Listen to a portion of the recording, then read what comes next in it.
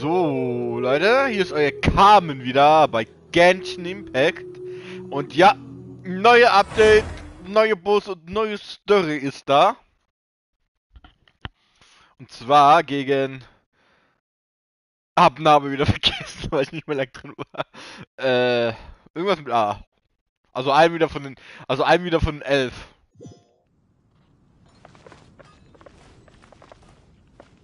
Na, wird nichts gesagt? Wahrscheinlich nicht. So, neue Sphäre. Warte, ist eine neue Karte dabei? Was ist denn das? Truppenaufstellung. Steige 4, 4 Sterne, Artefakte auf Stufe 8. Neue Dinge, Vorbereitungen. Verstärker Favorite Bo... Ah, okay.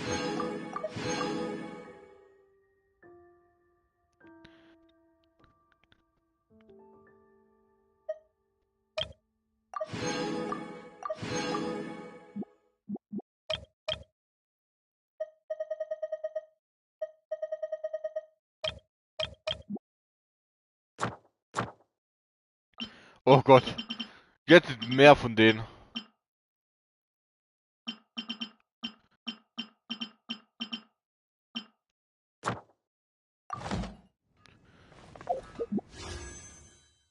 Ja, Schatten im Kamin. Arlesiono. Vater also. Und anscheinend Sperrkämpfer.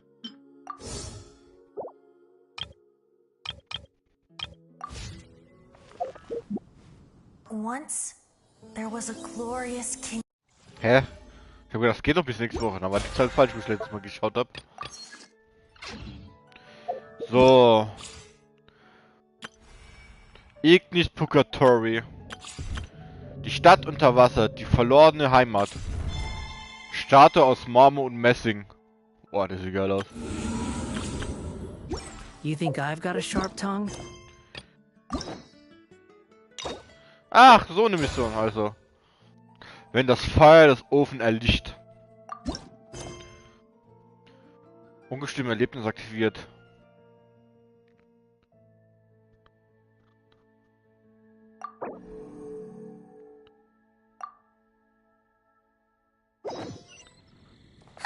It's been a while since we visited Poisson.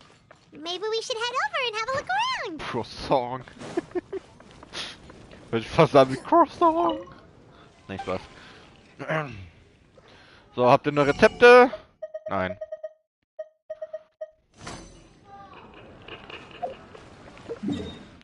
So, anscheinend ist es mehr Karte. Ach, jetzt haben die es gefüllt. Jetzt ist die Karte komplett in einem Stück hier.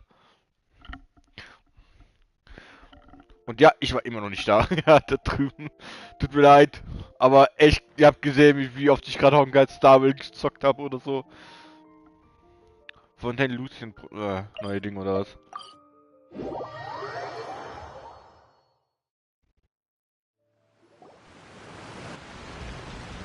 Hey, traveler, Paimon. Oh, Paimon knows that voice. Over here.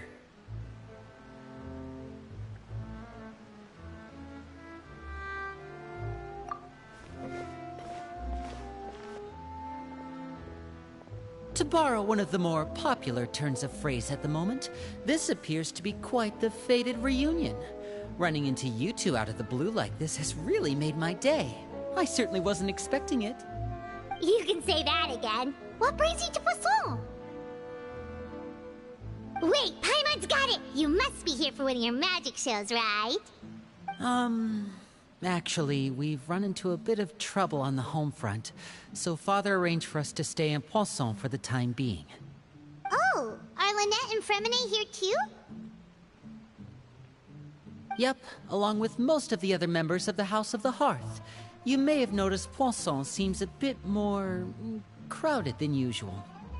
So you're saying nearly the entire organization has moved to Poisson? Sounds like you've run into way more than just a bit of trouble. What's really going on? Well... Since the two of you are so curious, perhaps I can fill in the gaps. You You scared Paimon half to death! Father, you're here. You know... on second thought, maybe we don't need to know? It's all probably super confidential House of the Hearth stuff, right? We totally weren't trying to pry or anything. No need to be nervous. I could sense your genuine concern from your conversation just now. Of course, I can also understand your confusion. Sending so many Fatui here to Poisson, it's only natural that some might suspect an ulterior motive to be involved. I understand. I'm well aware you've had your fair share of confrontations with the Fatui in the past, and I can't exactly guarantee that we'll remain on good terms in the future. As for right now, however, I would say we have little reason to be at odds, wouldn't you agree? The House of the Hearth could stand to be more open with those who have worked so closely with us in the past. As for the issue at hand, well, it hardly relates to any ulterior motive. To be frank, it all stems from a certain rumor circulating around the House of the Hearth. It's an internal matter. What sort of rumor? A rumor that a certain phantom child is hiding away in the House of the Hearth.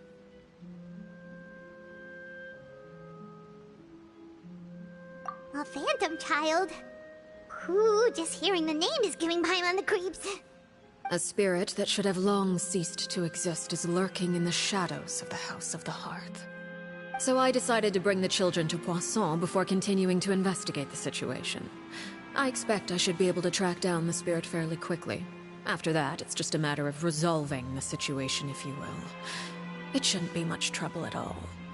If you're curious, or if you still have some concerns, it might be advisable to stick around for a few days. I'm sure the children would be exceedingly pleased to welcome some visitors. Lenny, I'll leave you to entertain our guests. I have some matters to attend to. Of course, Father.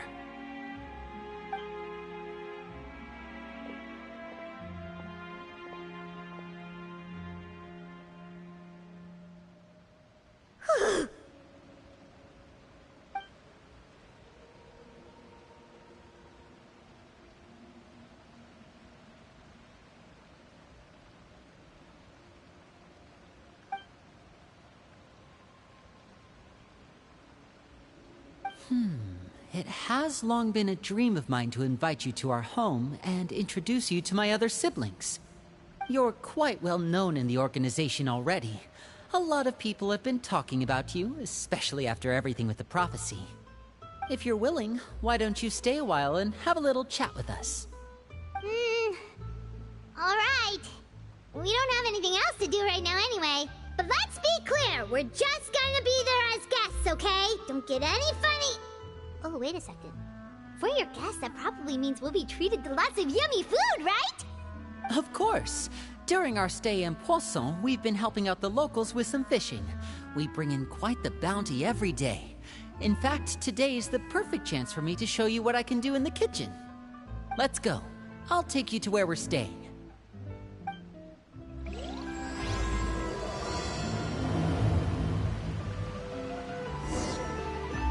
So, sein Gast des Hauses. Don't mind if I do.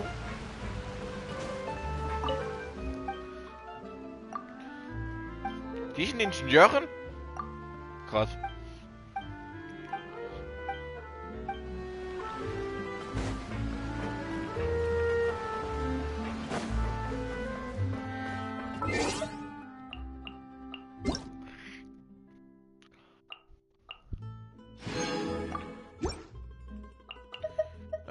Kurz mal grad. Sonderaktion, was sind da?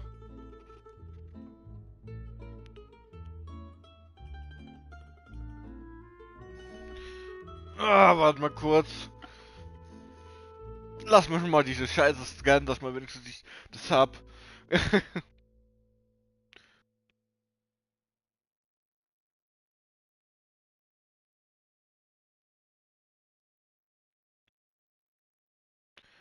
So, Scanner.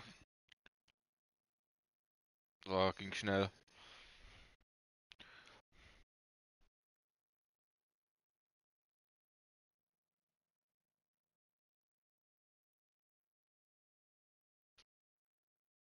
Ich glaube, der Sound war jetzt gerade von meinem Handy eben.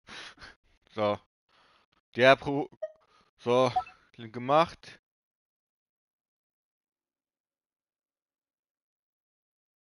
Ah, okay, das ist eine Story von sich.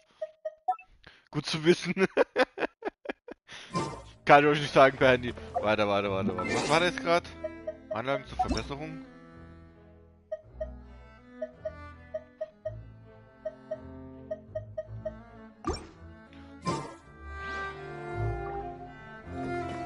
Quit following me.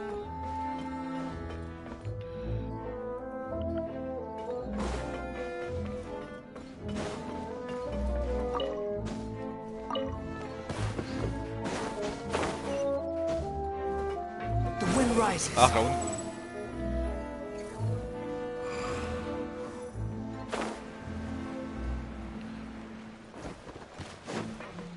Also auf meinem Handy sind gerade nur We zwei. rented this house from one of the locals to use as a temporary base. I'll come back later and tidy up a bit. After that, it should be all ready for you to stay in tonight. Awesome, thanks! So, where are we off to now? Well, when I happened to run into you two earlier, I was actually in the middle of distributing some supplies. With this many people staying in Poisson, we have to bring in outside supplies every now and then. I should probably make sure the rest of these provisions get delivered, otherwise people might start to get antsy. Okay, we'll come with. There are all sorts of rumors about your organization floating around out there. Paimon's not sure if she could even take a wild guess as to what's true and what's not. But now that we finally have the chance to see a day in the life of the house, we can take a good look at how you operate. Well, you're more than welcome to come along. Just follow me.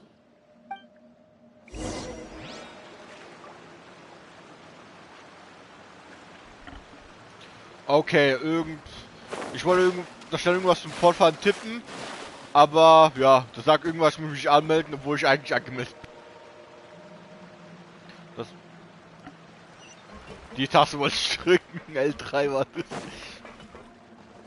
das. Da. Squall and Fury.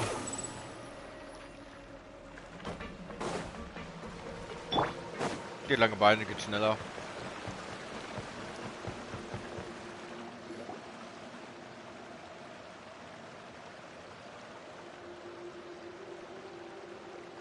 Linny! You're finally here. The supplies. I'm assuming you've... Brought them with me? Yep, here you go. Hello? Something caught your eye? It's the Traveler in Paimon! No way! Come here, everyone! Hurry! The Traveler and Paimon are here!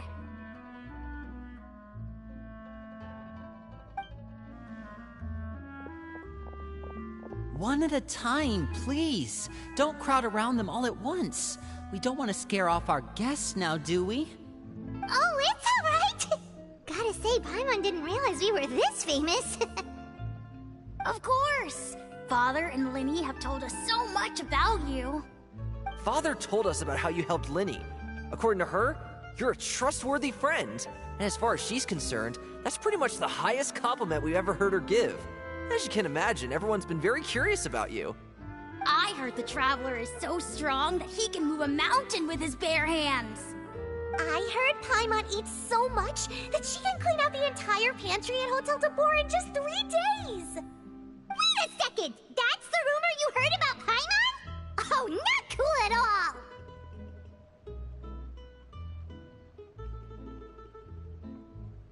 Oh, wait! When guests visit, you're supposed to give them gifts and stuff, right? Oh, we don't need something like that. Besides, we don't have anything to give to you!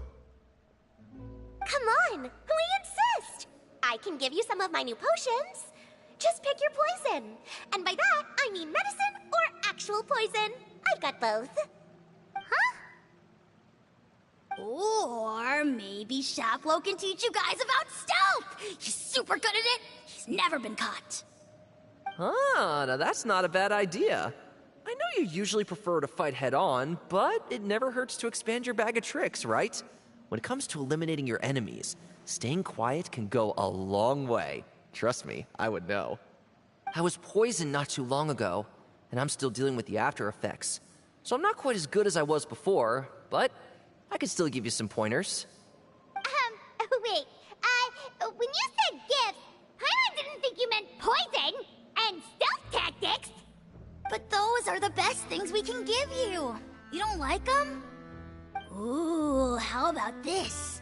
Tell me the name of someone who really annoys you, and we'll teach him a lesson for you.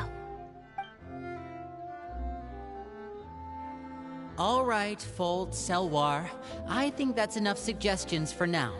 When it comes to being a good host, it's the thought that counts. You don't need a physical gift to make our guests happy. In fact, pestering them with suggestion after suggestion might make them more annoyed than anything. I would say your enthusiasm has certainly gotten across. Really?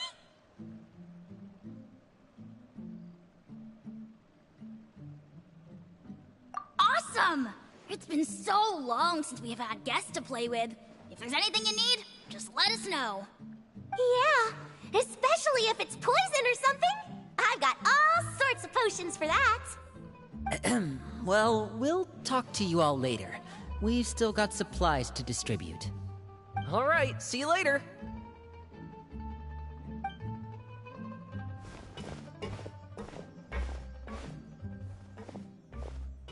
Bye!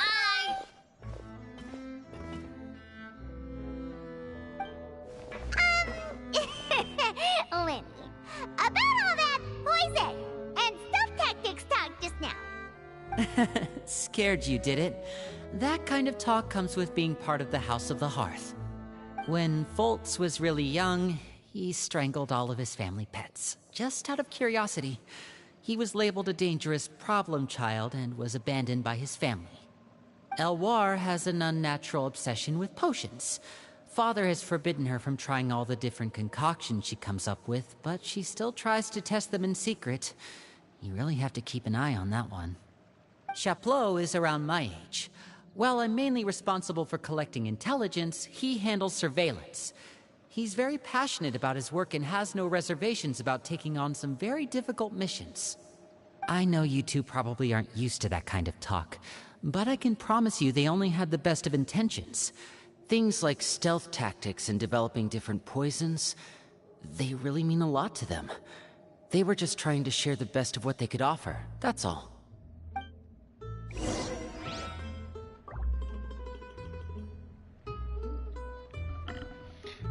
Das Kind ist ein Badass, ey. Der eine hat einfach Haustiere erwürgen, die einem trinkt Gifte, ey. Boah. Krass. Filial, supplies are here. Thanks. And who are these two? Outsiders? Allow me to introduce you. This is the Traveler and Paimon.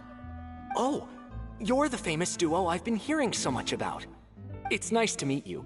I heard you've traveled to all sorts of places. Is that true? Of course! We're making our way all across to that! Oh, good for you. You must be pretty familiar with Fontaine by now, then. Have you seen the new opera that started running recently? I think it's called... The 4,000 Thieves? Oh, this is the first we've heard of it. It seems like it's going to be fantastic. From what I've been able to tell from the posters, anyway. You should definitely check it out if you have the time. Oh, and there's The Blind Maiden, too. That one is supposed to have audience interaction. Seems pretty interesting. After this mission is over, I think I'll go get a manicure. Oh, maybe I should dye my hair. Wonder how much it'll cost. Is it just Paimon, or do these two seem much easier to get along with than the others? Looks like the House of the Hearth has some normal members after all. I heard that. Oh! Oops. I'm guessing you're referring to Foltz and the others? Yeah, we're definitely not all like them. I bet those crazies are practically foaming at the mouth right now. I'm sure they just can't wait to get back to Snezhnaya to carry out the plan. That's enough, Filial. Don't talk about family members behind their back, right? Whatever. Let's go. Guess this is goodbye then. If you ever have some time, we should go see the opera together.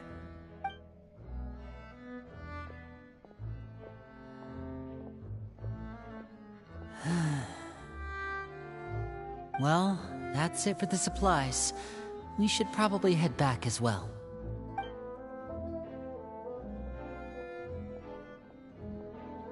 Well, they didn't seem too happy with each other. Seems like there could be something more going on here.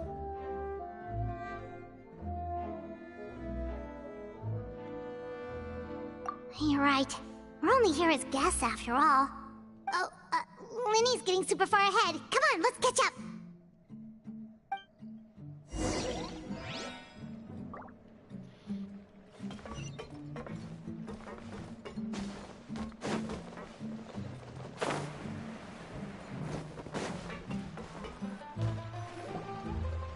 So, what do you think of the members you've met so far?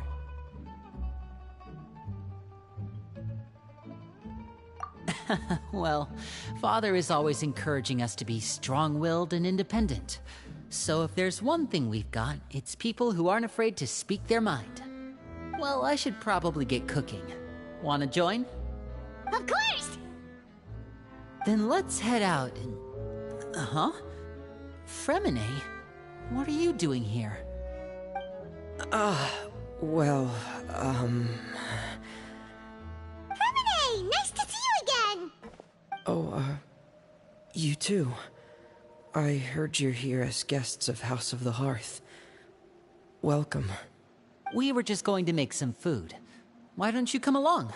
I could use some help in the kitchen, and I seem to remember you mentioning you wanted to make seafood soup for the traveler in Paimon.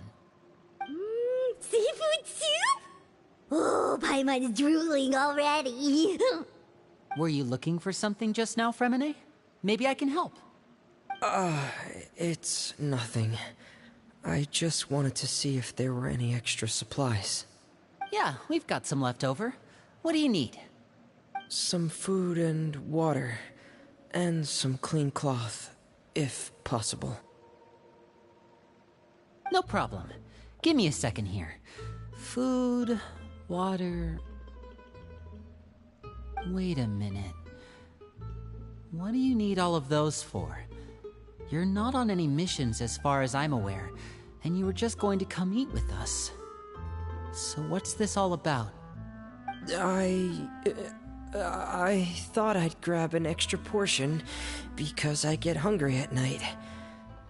Could be because I'm growing, you know, and... Fremine, you remember what I told you? You're not like me. Your lying skills still need some work. Tell me what's going on. Is it really bad enough that you have to keep it from your own brother? Maybe it'll be better if we gave them some space.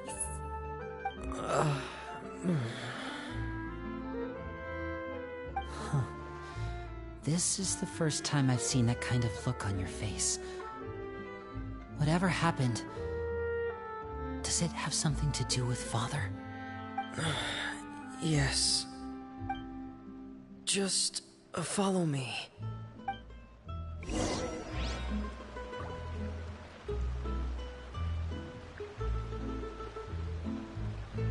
Oh, kein gutes Gefühl.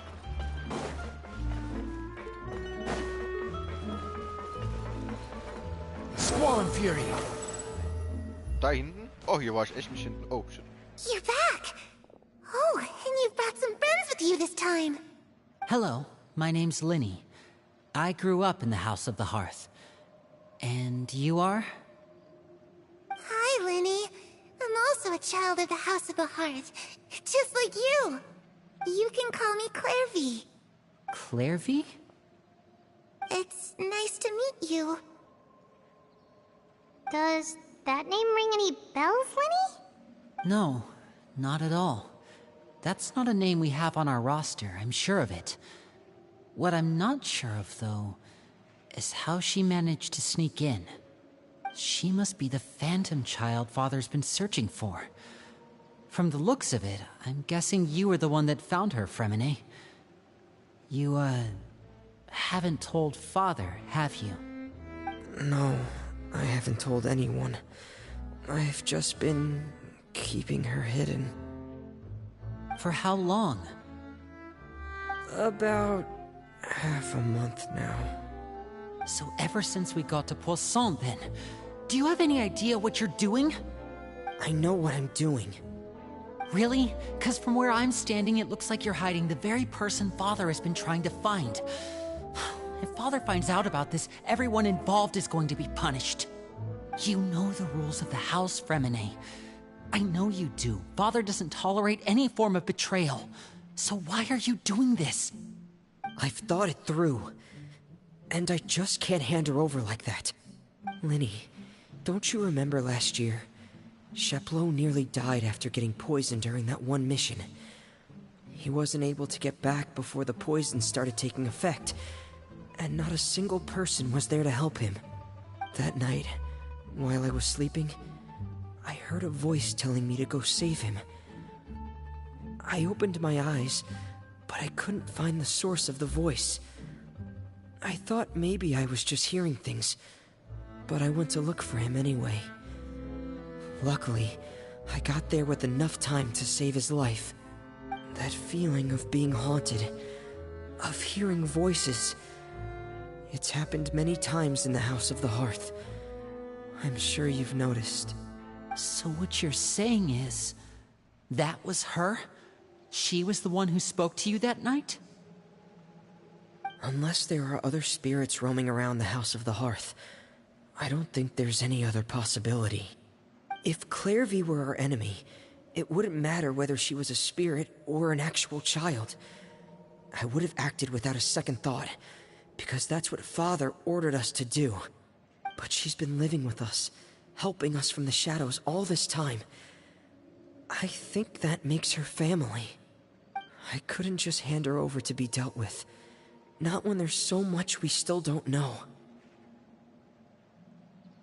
So what's your plan then? You can't keep her here forever. Someone is bound to find out eventually. I haven't thought that far yet.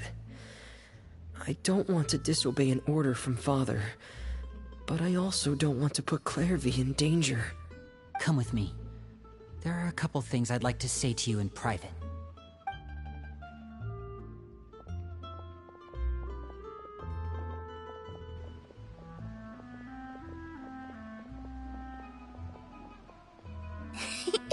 Those two sure care a lot about each other. Well, they got a funny way of showing it. From where Paimon was floating, it sure seemed like they were about to bite each other's heads off. No way! They have a really deep bond. I could tell right away, because I also have a friend like that.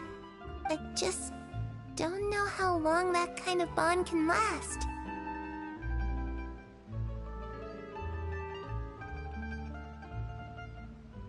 The darkness in the house runs deeper than you can imagine. No one can get out alive. I'm sorry, Linny. I really didn't mean to drag anyone else into this. Oh really? You didn't mean to? 'Cause I for one wish you did. Huh? What do you mean? You know, when we were younger, you didn't call me Linny. You called me brother, just like Lynette. We grew up together, the three of us. We were all orphans, all rescued by Father. Of all the siblings in the House of the Hearth, I think our bond was the closest. Later on, when you started calling me Linny, I wasn't actually surprised. After all, Lynette and I are related by blood. We've had to depend on each other to survive long before we joined the house. Linny, The darkest and most difficult moments of my life happened before you and I had ever met. I'm sure that's true for you as well. Even so, Fremine, we've stood by each other for all these years now, and to me, that means more than blood. You and Lynette are the most important people in my life. No one can replace you. So I won't let you face anything alone. Not if I can help it. Oh, looks like things are getting kinda heated between Lenny and Fremine. Maybe we should go check on them. Oh, it's raining. I should put my clothes away. Geschwisterbande.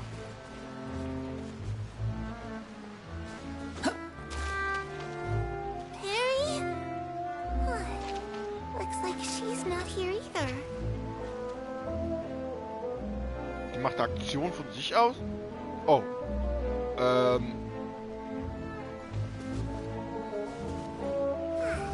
It's time to leave. Quit following me. Hey, you two! Hope we aren't interrupting anything. Like a fight, or... Oh, wait a minute, Fremine. You're not crying, are you? Is everything alright? Everything's fine. Thanks for asking. Well, we're all friends here, right? We've been through so much together, so if there's anything we can do to help, just say the word. It's just a small family dispute. It's not something our guests should trouble themselves with. In fact, it might be better if your stay ended here.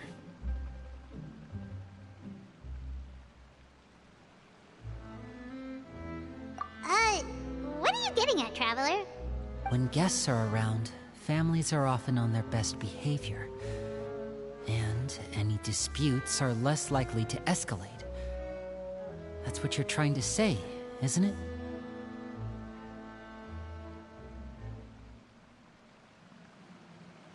I just... Thank you. I was really hoping to keep you out of it. But even if I could think of some other reason to turn you away, I'm not sure I could convince you. I know things could turn dangerous, so I promise you this. From now on, I'll protect you like my life depends on it. Me too. Well, back to the matter at hand then. If we don't plan on handing Clairvy over to Father, then our only other option is to solve the mystery of her identity before Father is able to track her down. That means finding out where she came from and what she's doing here. Then we can send her on her merry way and pretend like none of this ever happened. I've tried that already. And? And...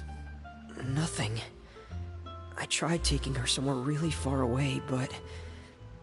after some time, she just reappeared. She even came with us all the way to Poisson. It seems like wherever the house is, she follows. I don't know much about spirits. Do you two have any ideas? Let's see here.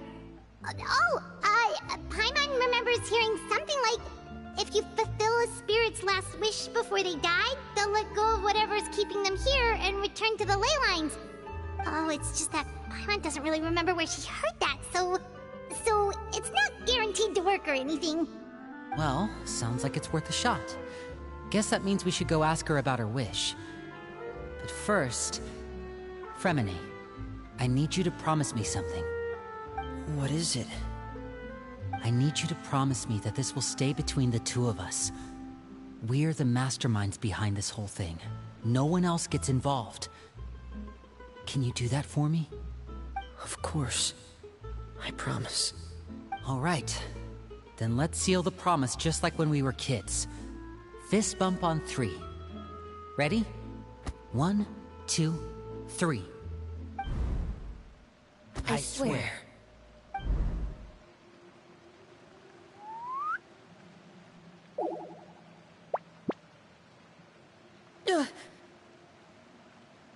Whoa! Lynette!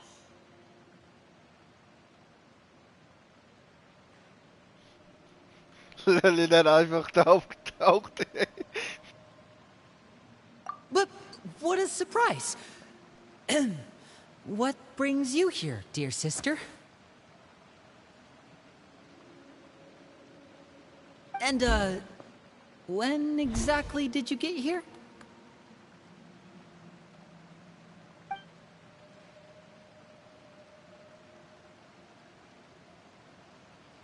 You're an idiot, brother. And you too, Fremine.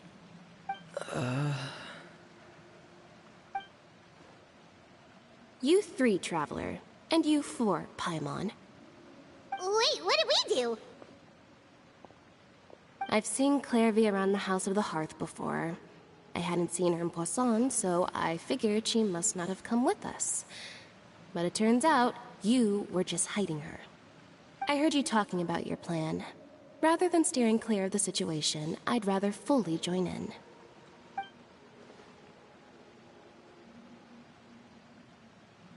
If you don't agree, I'll have no choice but to report everything back to Father.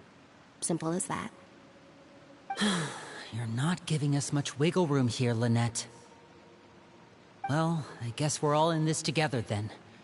After we talk to Clairvy, we'll figure out our next move. There's no time to lose. Let's go.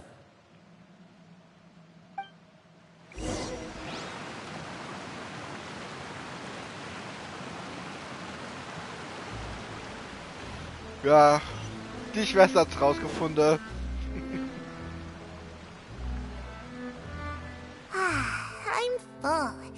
Thank you for bringing me this food, you guys. She said she's full, but the food doesn't look like it's even been touched.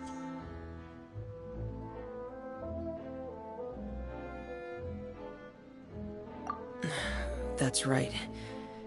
Based on what I've been able to observe, it doesn't seem like Clairvy can interact with the physical world at all.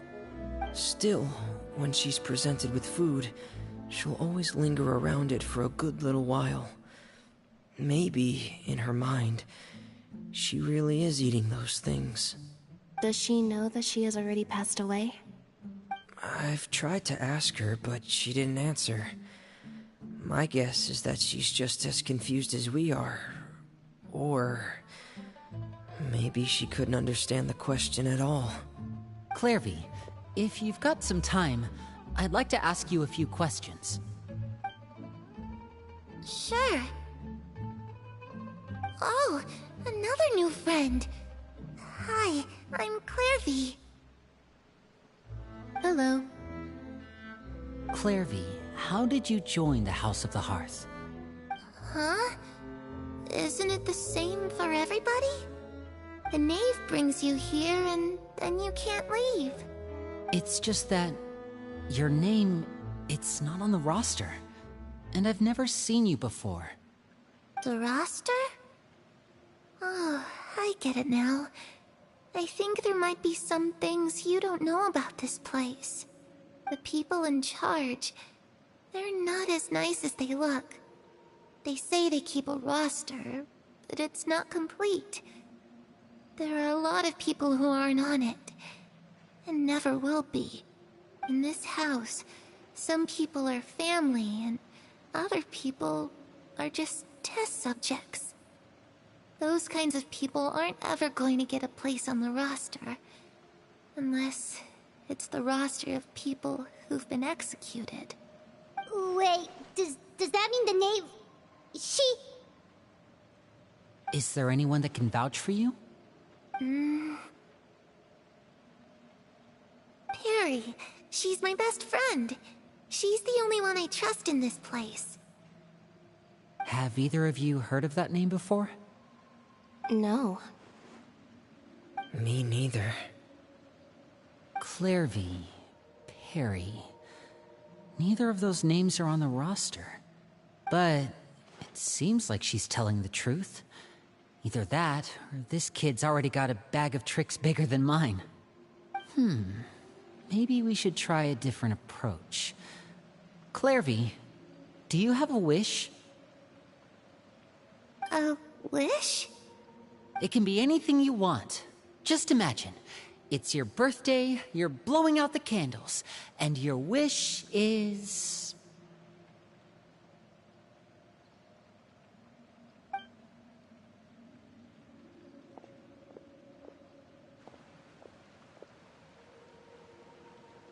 To Go outside, where the sun can find me. That's it? Well, that sounds easy enough. The darkness in the house runs deeper than you can imagine. No one can get out alive.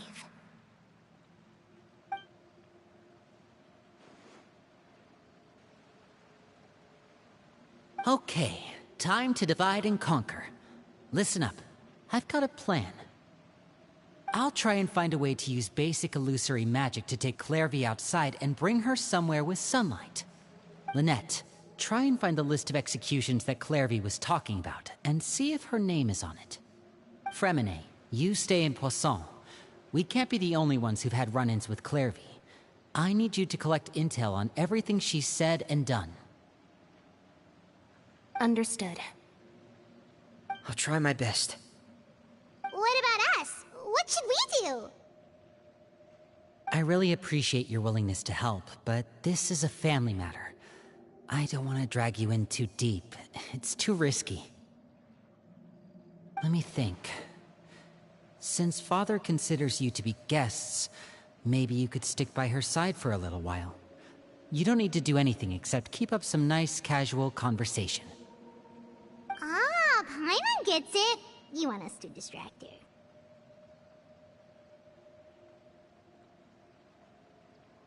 I'll give you a magic bird. If Father suspects something, all you need to do is release it when she's not looking, and it'll alert me that something's wrong. Of course, that's only as a last resort. If Father doesn't seem to notice us, there's no need to make contact. We'll reconvene here tonight after all's said and done. If the worst-case scenario happens and we're discovered, just tell Father everything. We're not going to let our guests get punished for our own actions. That's where we draw the line.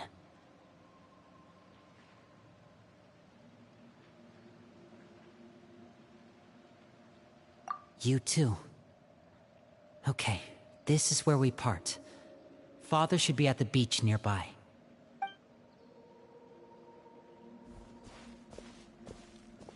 I really hope this goes well. No, it has to go well. That's the only way this can get resolved.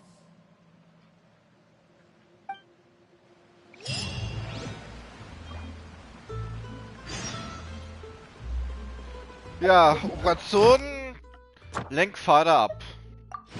Und ich hab schon wieder voll. Boah, kalt.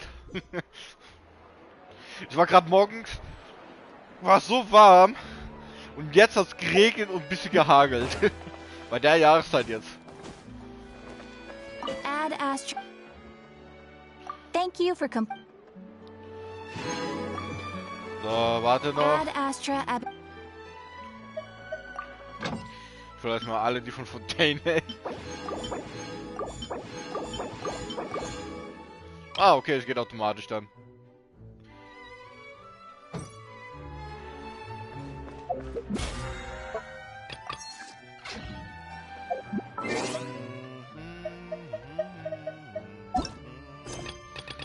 So. Quenchi Segenjagd. Jade. Ja, ich muss langsam auch mal die Weltenaufgaben machen. Abgesehen von...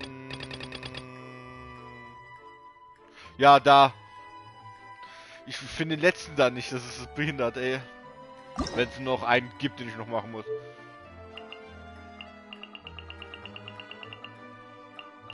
Also einsammeln. Soll ich mal? So, nur 1000 Meter entfernt. Wo? Muss in der Stadt sein. Oh, das ist 1000 Meter, okay. You want to use my hat as an umbrella? The audacity to even make that request. Behold! Aber du benutzt es doch gerade als Umbrella, du. Oder wozu hast du das? Don't blink. It's no. Lass mich gucken. Submit. Speed of light. Hey.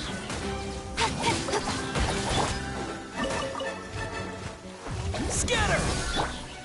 line!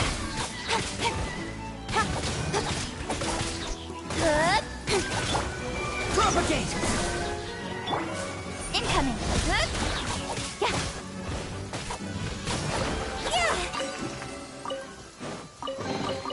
Not bad, as far as treasure is concerned. Aber dass jetzt gerade wieder regnet.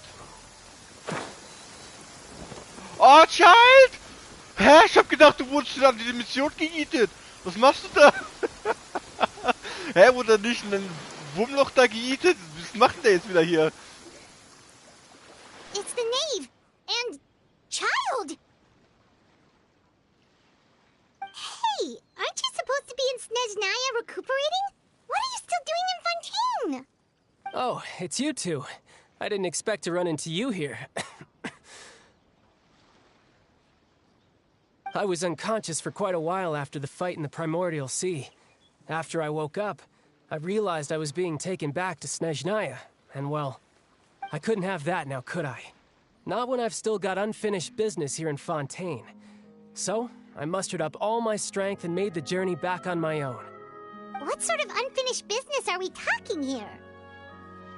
It has to do with Skirk, my master. I really wanted to meet up with her, but by the time I got back, she'd already left. I still have so many questions for her. Without any other leads, all I could do was ask the knave to help me track her down. She must have left behind some traces from her time in Fontaine. Oh, okay, so have you found any clues? Unfortunately, no. While the House of the Hearth is adept at collecting all manner of intelligence, certain existences can still manage to escape our purview. Basically, unless Master feels there's a need to meet with me, she's not going to be found.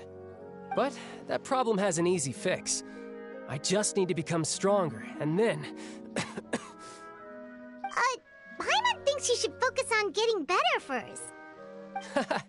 The worst of it is over. It's all thanks to that one kid from the House of the Hearth. Elwar, I think her name was. She gave me a bunch of random potions to drink. They didn't go down easy, let me tell you. Pain and chills all over. But they really did help speed up my recovery. And that's good, because it looks like I really do have to head back this time. The old man's been putting the pressure on me.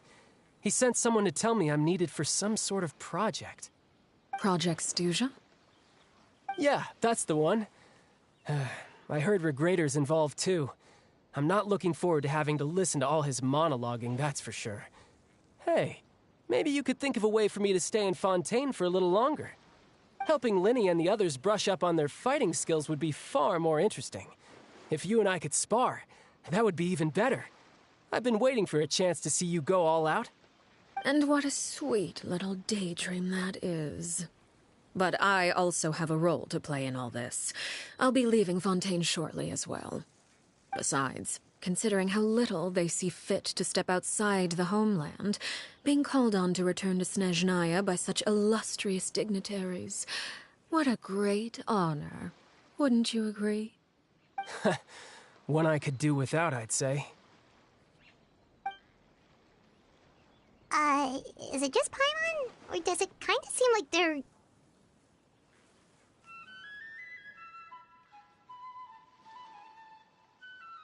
So, dear guests of the House of the Hearth, to what do I owe the visit?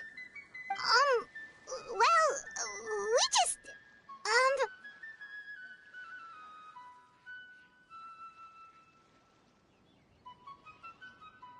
Right! We're super close to Linny and the others, but we still don't know much about you! Is that so? Introductions have already been made, have they not? Oh, well, you see? There's only so much you can learn about someone from a short introduction. At least tell us something a little extra, like... why do you call yourself father? Huh, good question. I'd also like to know. The fact that you have to ask tells me our intelligence work has been quite successful. Telling you the answer to that question would only serve to undermine that success. And we can't have that, now can we? Spoken like a true diplomat. That was some expert sidestepping right there. Well, If there's nothing else, I think I'll take my leave. I still have a small matter to resolve at home. Wait, don't go!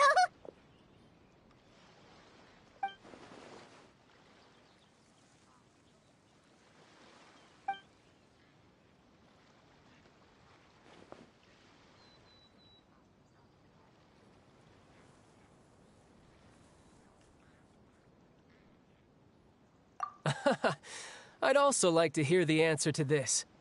I've met some of the members of your organization, and they all seemed like really good kids. They actually reminded me of Tonya and Tusser. Which, by the way, if you ever betray them, I'm just letting you know, I won't let you off easy. And why would I betray them? Well, you've already betrayed the House of the Hearth once, haven't you? At least, that's what I heard.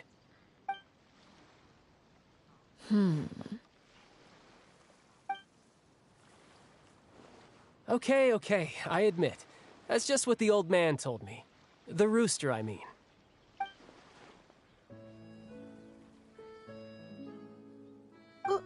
Wait, did you really do something bad to those kids? Never mind what I've done. I'm more curious as to what the mighty rooster had to say. Care to enlighten me? Well, nothing much. Just some stuff about you taking out many other members of the House of the Hearth, and even going so far to attack your own family. I see.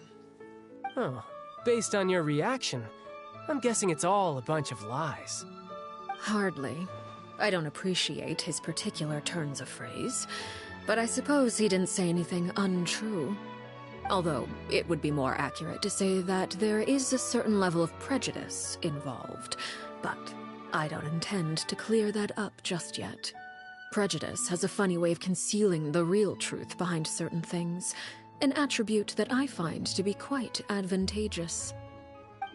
Call yourself a Fontanian, for example, and people will assume all sorts of things, when the real truth is that this is simply the land where I was raised. Huh? You're not actually from Fontaine? But then why did you try to help out with the prophecy and everything? I was trying to protect the children born in Fontaine. Claiming that I myself was a Fontanian simply made it easier to operate. People would hardly suspect a fellow Fontanian of having any ulterior motives. Who wouldn't want to save their homeland after all? The primordial sea wouldn't have any effect on me, but it would have caused great harm to the House of the Hearth. Well, you wanted extra information, didn't you? There you go. I hope that satisfied your curiosity.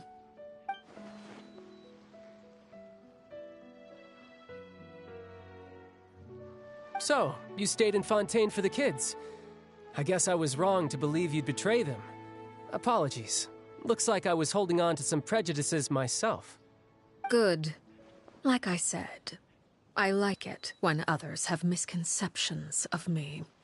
Actually, while I was recuperating at the House of the Hearth, there was something else that really caught my attention. I heard that members always resolve disputes and arguments with a friendly spar, and the loser has to back down. Seems pretty cool if you ask me. Would also give them plenty of opportunities to hone their skills.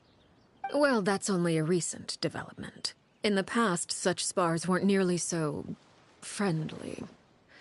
The losing party would lose everything, including their life. They were that high stakes? Whew, at least that's not a thing anymore. Well, the current atmosphere's not half bad. I'm a bit jealous, actually. You've got so many family members around you, and you even get to live with them. Having a lot of family around means dealing with a considerable amount of bickering and scheming. Once Tonya and Tusser enter their rebellious phase, I'm sure you'll understand. Just imagine. Tusser becomes obsessed with plucking out strands from the rooster's mustache, or Tonya decides to dye her hair 42 different colors. Okay. I get the picture.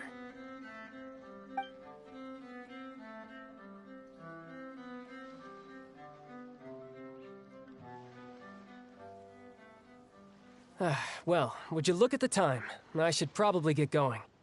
Traveler, Paimon, I'm not sure where our paths will cross next, but the next time we run into each other, we should definitely try and find some time to spar.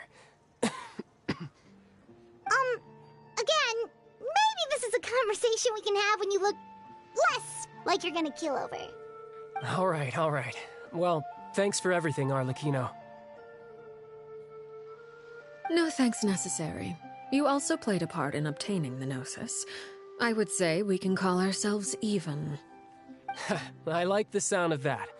Well, I'm off. See you all some other time. We should probably get going too. Do you want to head back with us? Oh?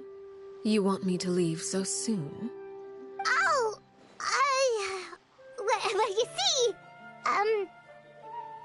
I'm rather enjoying the evening breeze. If you don't mind, I think I'll stick around for a bit.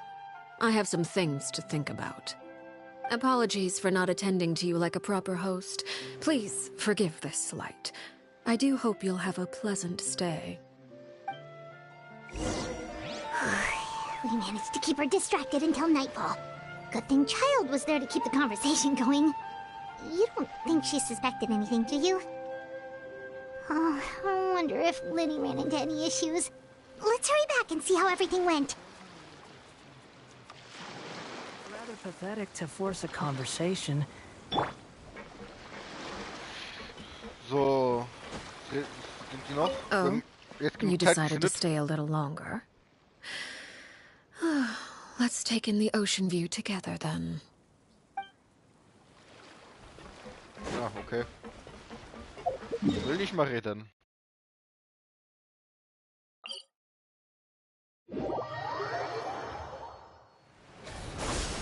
Aber Wind einfach. rises.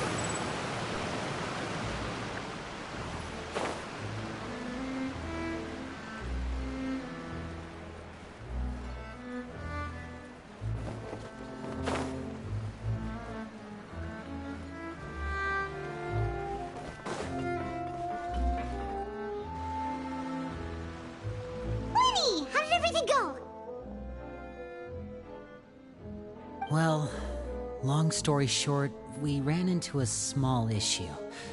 Clairvy can't go into the sunlight.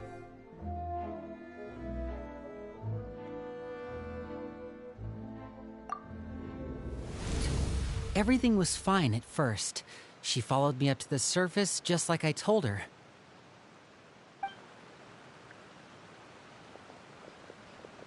But as I led her out of the shadows and into the sunlight, she vanished. I turned around and there she was, standing at the edge of the shadows, silently watching me. Huh. Maybe she's afraid of sunlight, or... No, it wouldn't be her wish if that were the case. Well, we could always try pushing her into it.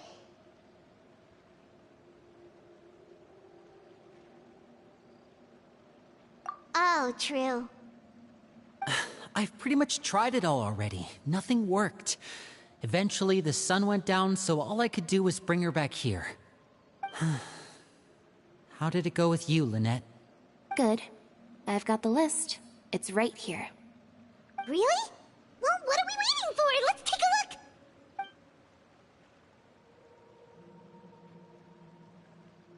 Oh, that's a lot of pages. Oh, it's gonna take forever to get through it all. We can each take a section. Here. La Pouillade, Landois, Chambel, Horaire.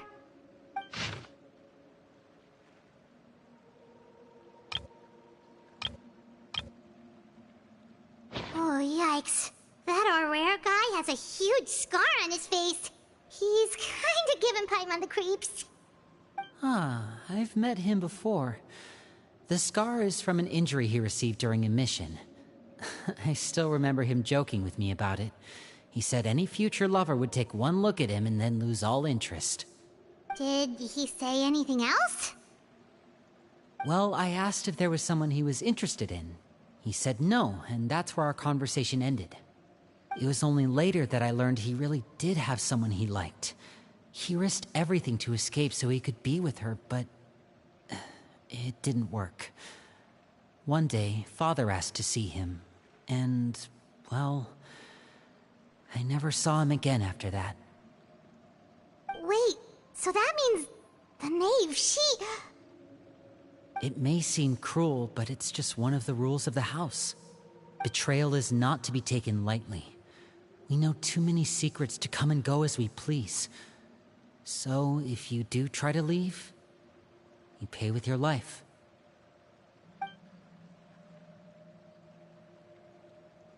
Her name's not here, huh? Well, that's not too surprising.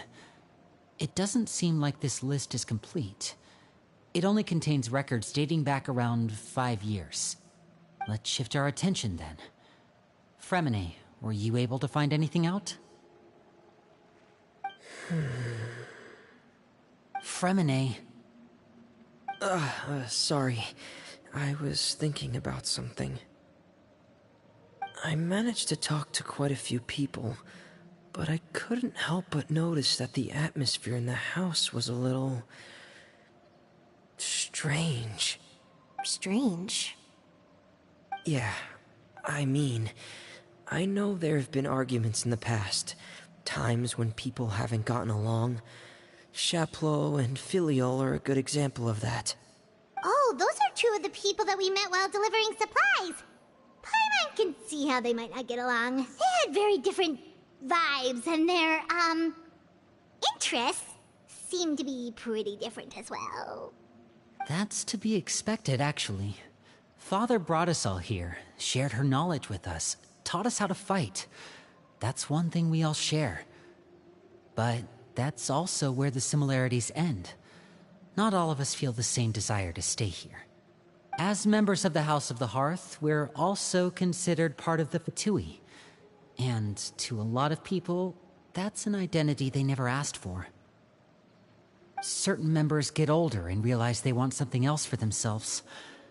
But considering the rules of the house, most people would never say that out loud.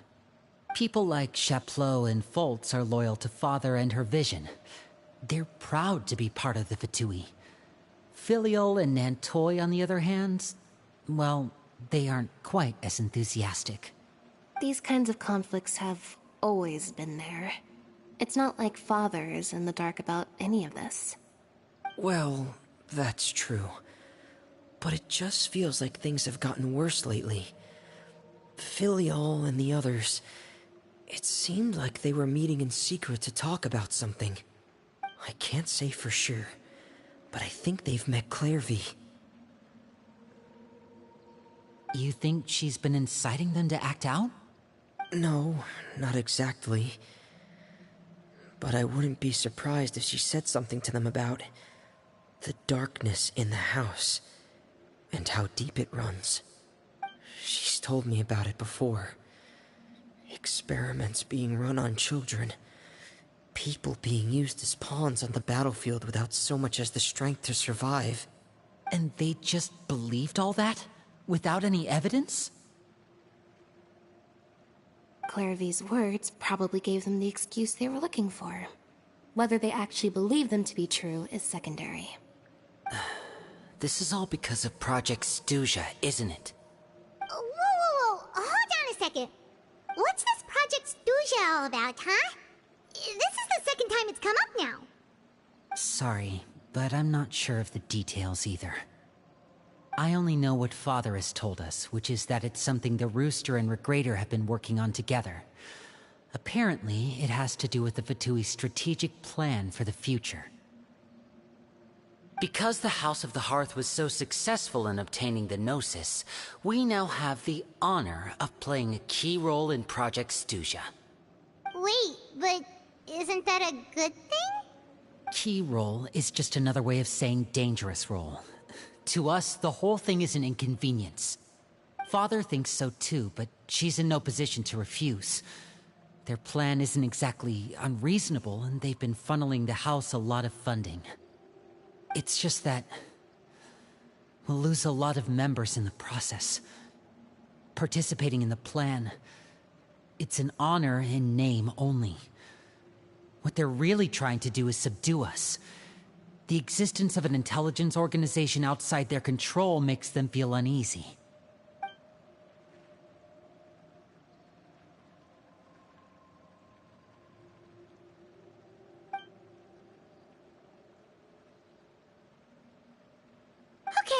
super complicated top secret Fatui business aside, about earlier, Paimon doesn't get the connection. External pressure has a way of exacerbating internal strife. You can't overlook the power of fear either. People are afraid of dying, and that fear is often the impetus for a lot of stupid decisions. I thought resolving the Clairvy situation would make everything go back to normal. But it looks like things are more complicated than I thought.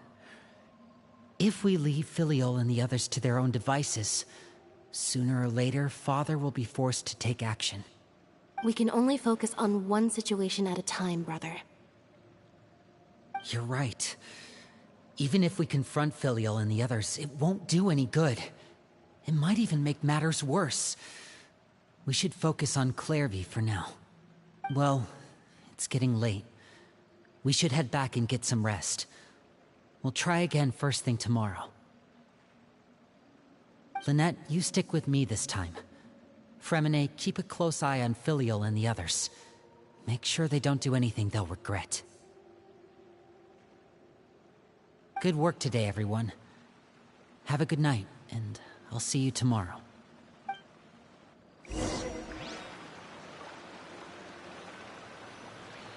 Uff, dark.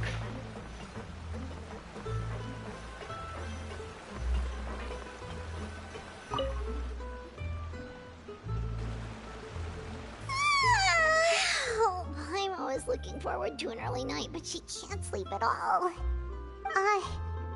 Hey, you don't think the knave will be too angry with Linny and everyone if she finds out about all this, do you? She's even scary when she smiles. If she were to actually get angry... Ooh, you have to protect Paimon if that happens, okay, Traveler?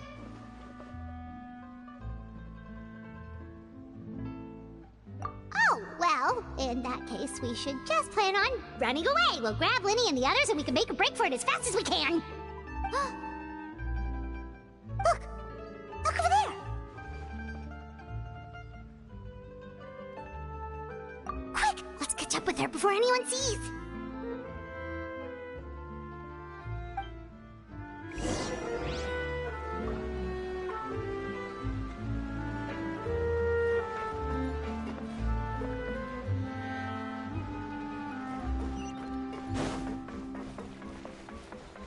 Behold! Too slow. Over there! Geht klar, wo ist hin? Wow. Quick, Squall Fury! Oh, where is she going? Oh, if someone sees her, we're toast!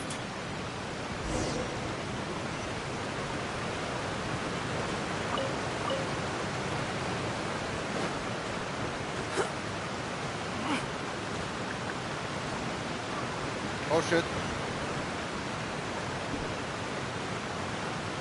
Müssen wir aufladen. Jetzt.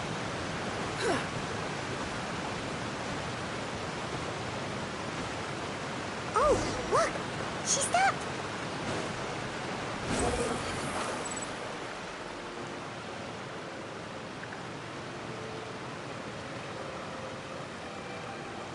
Clairvy!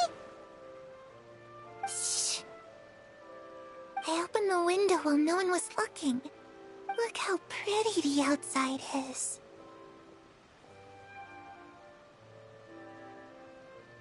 If only I could have more than this.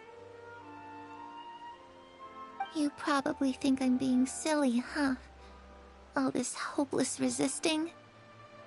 It's better to dream of what I could have than try to make it a reality, right? Please, help us get on the same page here, Clary. We need you to tell us what you know. Can you do that? Sure. Although, after you hear all this, I think you might regret that decision. Everyone in this family is nothing more than a tool. Something to be used and exploited. We're all expendable. Including me. As long as you're useful, you get to stick around. Lose your value. You're handed over to the doctor, experimented on, and been given a fate worse than death. I've seen it happen again and again, and I've had enough. You're saying the knave did all that? It's just, that doesn't seem like something she would do. She's scary and all, but it seems like even she has lines she wouldn't cross. I knew you wouldn't believe me. Everyone thinks she's a good person. They all think of her like a real mother. Mother? But she doesn't deserve that title. She's disgraced it and tarnished it. And if I had things my way, I'd never see her again. If only Perry were here, she'd understand. Perry. There's that name again. Also, Paimon's getting a strange feeling. It almost feels like she's not really here with us. Paimon can't tell if she's actually talking to us or if she's mistaken us for someone else.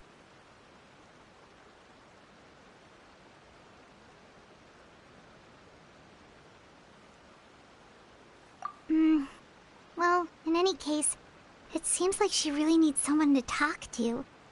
We should keep her company for a little longer. She looks so young. But it seems like she's been through a lot. It's getting windy. I should close the window. Ooh, look at the moon. Isn't it pretty? Hey, wanna hear a secret? I heard that if you look up at the night sky in Snezhnaya, you can see the aurora. It's supposed to be super pretty. Even prettier than the moon tonight.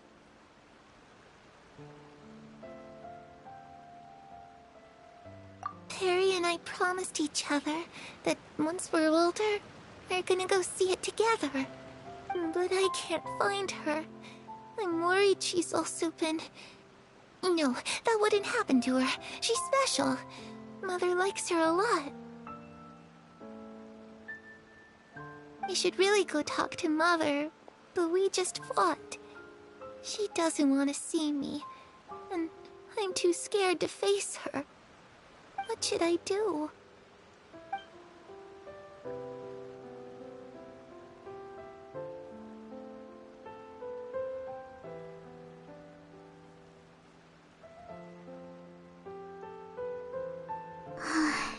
Paimon really doesn't understand what's going on with her. Well, let's head back. We've got an early morning tomorrow.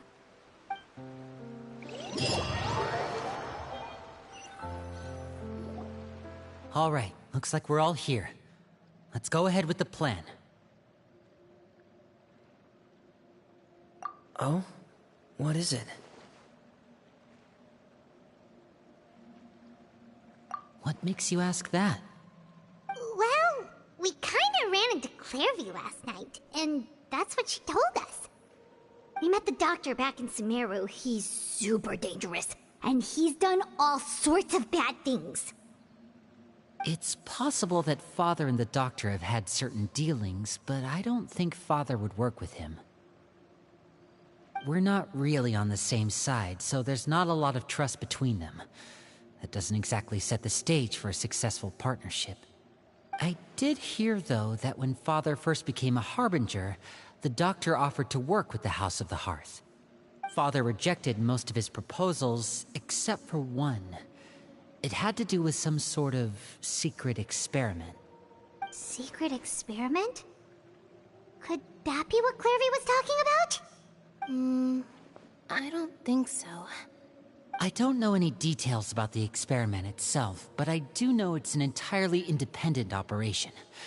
The Doctor only proposed a direction for the research. That was the extent of his involvement. I still don't think that counts as working together. The details of the experiment are confidential, but complete records are kept on all participants. That doesn't seem to be the case with the situation Clairview referred to. I know you don't agree with some of the Fatui's methods, and I'm not asking you to. But I am asking you to trust us on this. The House of the Hearth has its own principles. There are certain lines we're not willing to cross. Alright, that's good to hear at least. Clairvy seems to think the knave and the doctor worked together to do something horrible. If that turned out to be true, Paimon doesn't know how he would even face you guys. It's just that it doesn't seem like Clairvy is lying either. The easiest thing to do would be just ask the knave directly, but Paimon doesn't think she'd tell us. Father didn't come back last night. She's probably still near the shore. We'll be counting on you to distract her. Lynette, you're with me. Fremine, you know what to do. Be on your guard, everyone. All right, let's get to it.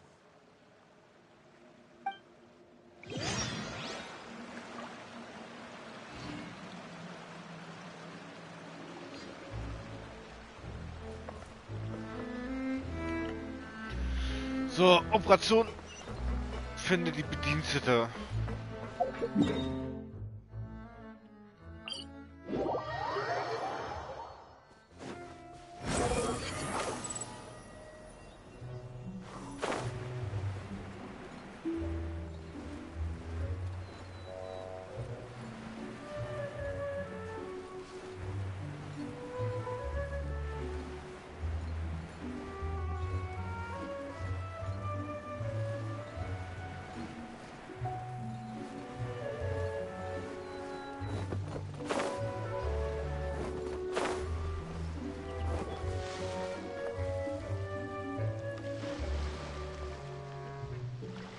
Ah, it's you two again. I must say, you look a bit pale. Did you have trouble sleeping last night? A little. Perhaps if you had less on your mind, you'd be able to absolve yourself of such troubles. So what are you planning to do now? Catch up on some sleep? Or should I give you some time to rack your brain for a topic to discuss before I ask any questions? Although I must profess to being curious. Without Child here, how do you plan on distracting me? Us? Distract you? Good one. But no, we were just here for a chat. Looks like you could have used some extra time to think. No matter. If you don't have any other plans, why don't you accompany me somewhere? Don't worry. I'll be sure to steer clear of any scheming children. The ocean breeze is sure nice today. Children always think they can hide things from the grown-ups. But nothing gets past me. Least of all a little scheming. I think I'll let them have at it for a little longer. I can be very patient. Well, I'll leave you to think things over. If you're so inclined, meet me outside the Palais Mermonia. Good things come to children who do as they're told. So I do hope you decide to tag along. If only for your friends' sakes. What should we do? She clearly knows about everything we've been doing, and Paimon doesn't think it'd be a stretch to say she was threatening us just now.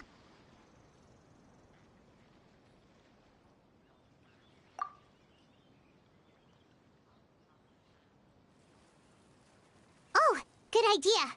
Hopefully he sees it in time. Well, we should probably head to the Palais Mermonia. Paimon doesn't want to find out what happens if we don't show up. Based on what the knave was saying just now, it sure didn't seem like it'd be anything good.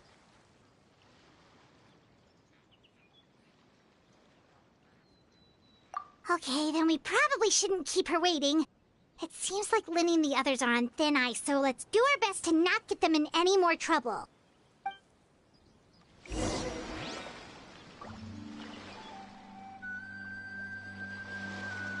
Und jetzt direkt rausgefunden.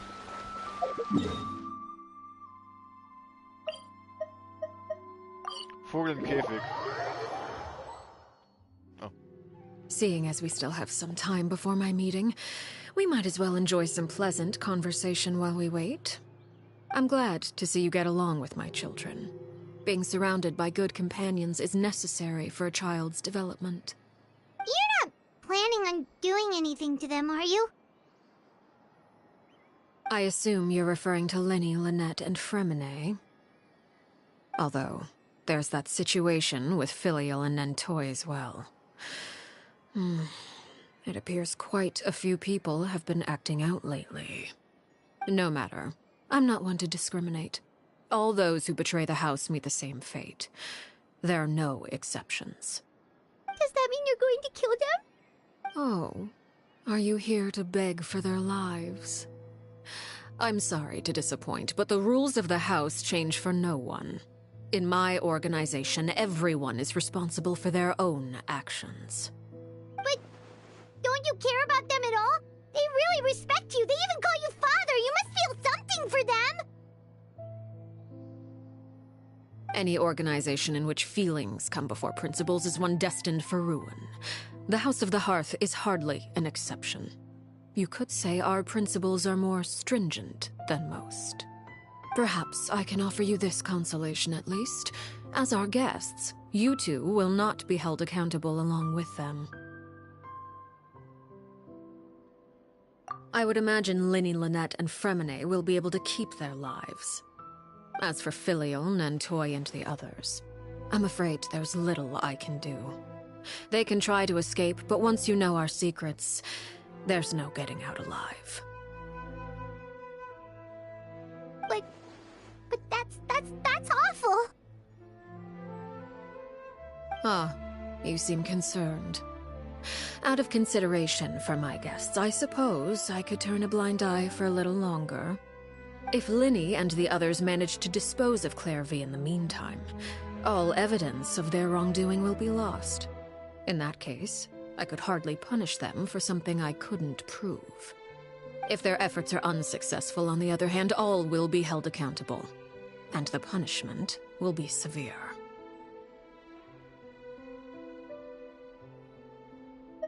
Of course. Oh, and here. I believe this belongs to you. Do try and keep better track of it next time. It takes a considerable amount of time to train a bird like this. It would be such a pity if you were to lose it. Permanently. Wait, where did you get that? Well, I'm afraid that's all the time we have to chat. Now, for the matter at hand. I asked you to meet me here because I have business at the Palais Mermonia. It has nothing to do with you, but I think it would be prudent for you to stick by my side for the time being. There will always be time later to run off and tell Linny what you've learned. Well, time to go. Looks like we wrapped things up just in time.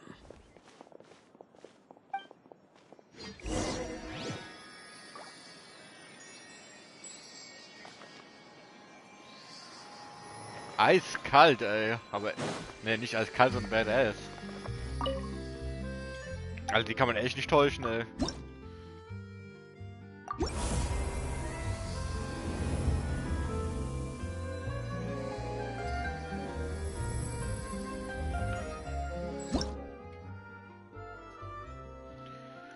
Und ein Level Up. Too slow.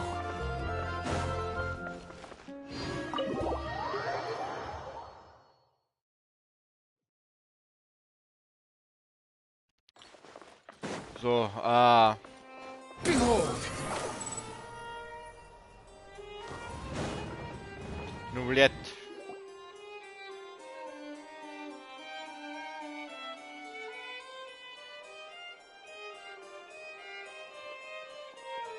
It's been a while, Monsieur Neuvillette. I must say, I wasn't expecting my meeting request to be approved quite so quickly. The Palais Mermonia operates with an efficiency worthy of admiration. It is only right that an esteemed diplomat such as yourself should be afforded the proper level of respect. Although, if I may speak plainly, I must confess that I did not anticipate we would have the occasion to meet again after presenting you with the Gnosis. I see you brought the Traveler and Paimon with you as well. If I may inquire as to the purpose of your visit. I'll be departing Fontaine shortly. There is, however, an outstanding matter that I would like to see resolved before I go. It requires a rather lengthy explanation, I'm afraid. So I took the liberty of explaining everything in this proposal. Please review it at your leisure, Monsieur Neuvillette.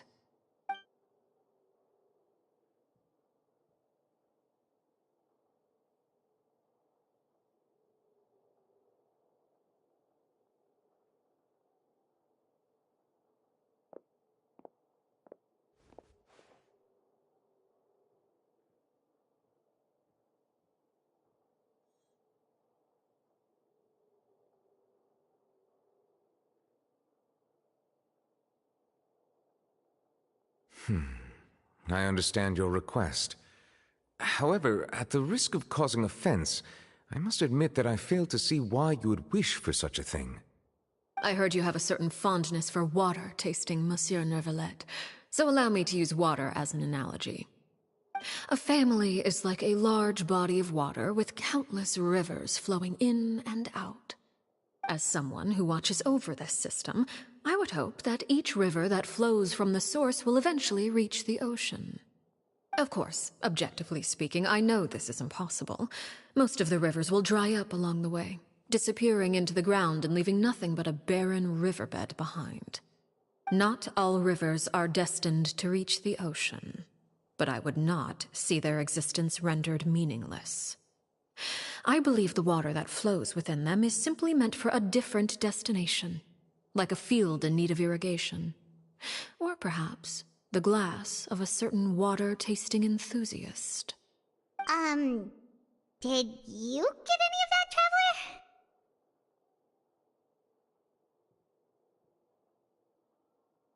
Your words paint an optimistic picture indeed. Allow me to remind you, however, few among us are willing to sip from a glass filled with tainted water. It may have been tainted at one point in time, but not to worry. I'll make sure it's strained of all impurities and returned to its cleanest form.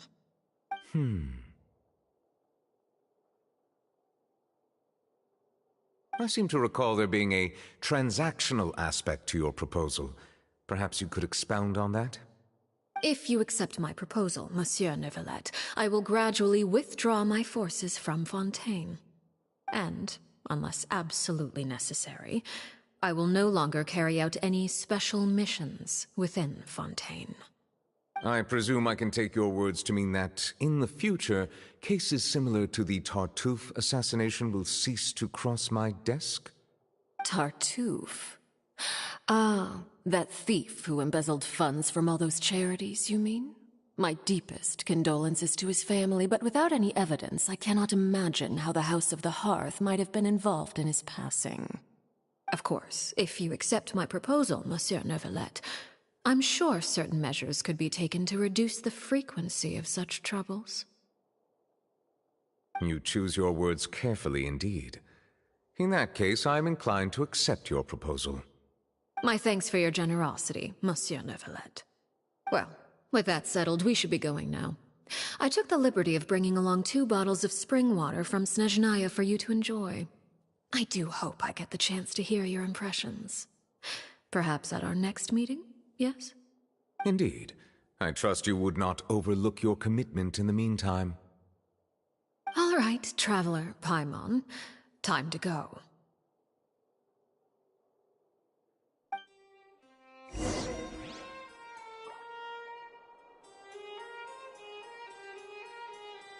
The wind rises.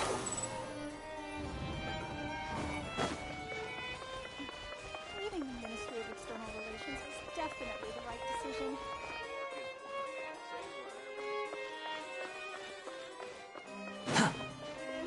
Sorry, ich war am Wegschauen.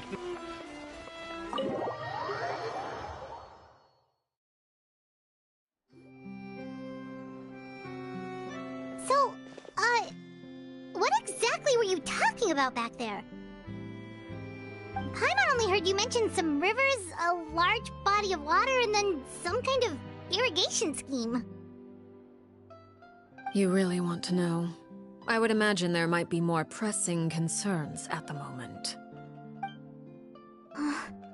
Lenny, Paimon really hopes everything's going okay. Oh, Paimon recognizes that look. You've got your thinking cap on, don't you, Traveler?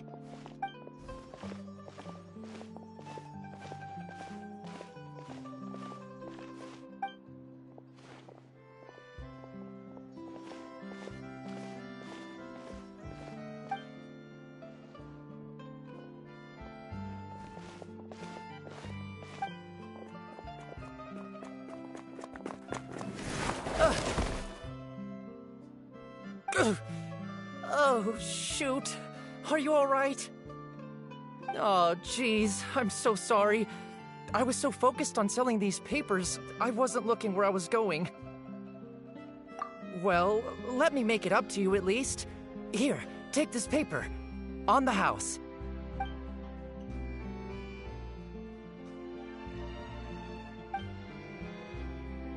Oh, you don't have to give us anything.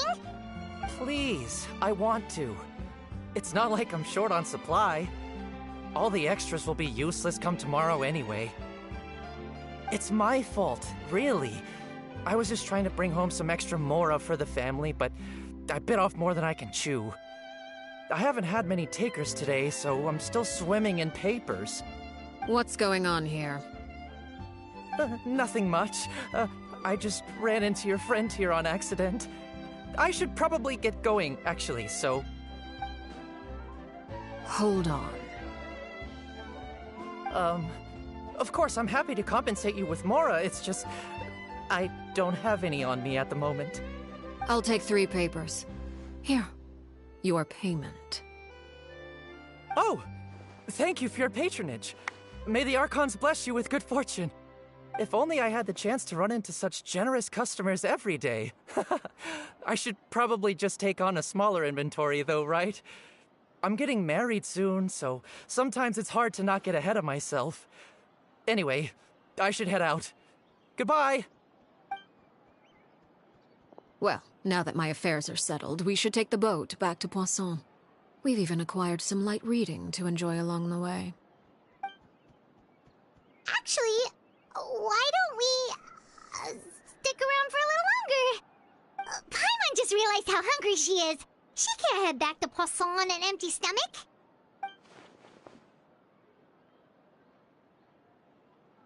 It appears you two are under the impression that delaying our return will somehow alter the situation in your favor.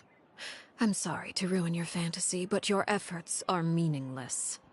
That being said, I could be persuaded to give Linny some extra time. I just have one condition. If you agree to my request, I'll even answer some of your questions. You're quite curious about Claire V, are you not? And my relationship to her. Wait, why are you being so generous all of a sudden? You're not gonna ask us to do something bad, are you? You overestimate yourself.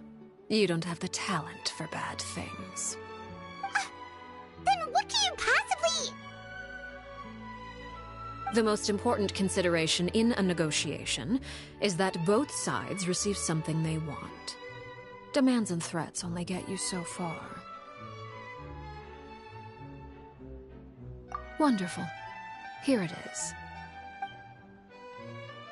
When the time comes, make the choice that you deem most appropriate in the situation, and lend your help to the House of the Hearth.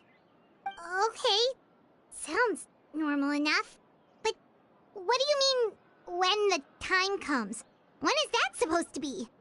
That is for you to decide. Then we have a deal. Follow me.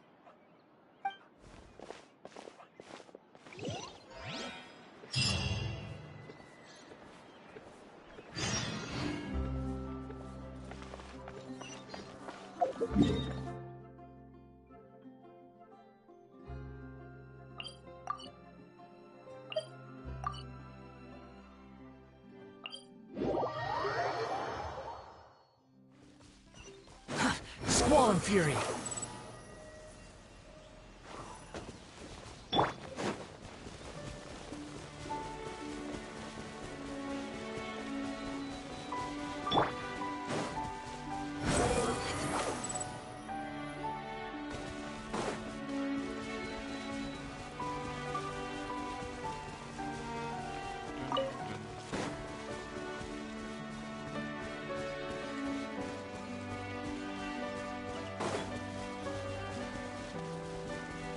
Hey, ich bin nicht mal so nah an der Border, okay? Oh. What is this place? Somewhere long forgotten by everyone. It used to be a grand building. Now it's nothing more than a pile of rubble. No one comes here anymore, nor does anyone care about what once happened here. Although, this place does have something to do with the story I'm about to tell you. It was before I became a Harbinger, and before Linny and the others joined the House of the Hearth. Due to certain events, I first killed Clairvy and then her mother. And this is where it all happened. You were the one that killed Clairvy? Patience now. Allow me to explain Clairvy's side of the story first. I'll start from the beginning. Clairvy was 6 years old when she was brought by her mother, Crucibina, to live in the House of the Hearth. From the outside, it seemed like a fairy tale. A thriving family made up of kind adults and friendly children. Crucibina was the knave at that time, and the House of the Hearth was under her control. She was Clairvy's mother by blood, but she was also the mother to all the children in the house. Clairvy was happy here, for a time. But she quickly realized that being part of this family wasn't a fairy tale at all. It was a kind of purgatory. Purgatory? Exactly. The House of the Hearth takes in war orphans from all over Teyvat. But as for how to raise them, that depends entirely on the person in charge. Crucibina came up with a novel idea. She would teach the children to fight, force them to duel each other, and then crown as the king of the house the child who proved themselves most worthy of inheriting her title. It's difficult to estimate the number of children who died or were maimed in the process. There's little I can say about the ones who died. The ones that emerged with permanent injuries, on the other hand, well, they still served a purpose. They would be handed over to the doctor to be experimented on, or sent away on dangerous missions. Nothing more than tools to be used and then discarded. So those were the experiments Clairvy was talking about. But what actually happened to her? You said that Clairvy was Crucibina's daughter, so if Clairvy tried to convince her to stop what she was doing, Crucibina probably would have listened, right? Despite being Clairvy's mother, Crucibina cared little for her daughter. She forced Clairvy to join the House of the Hearth only as a means to demonstrate her own impartiality as a mother, to prove that she treated all her children equally. Clairvy did try to convince her mother to change her ways, but it was to no avail. After her efforts failed, the only other option was to rise up and try to fight back. Unfortunately, the other children had already been thoroughly indoctrinated into the illusion of happiness Crucibina had created. Of course, there was one exception. Someone Clairvy's age who knew the truth about the House of the Hearth. Her name was Peruere.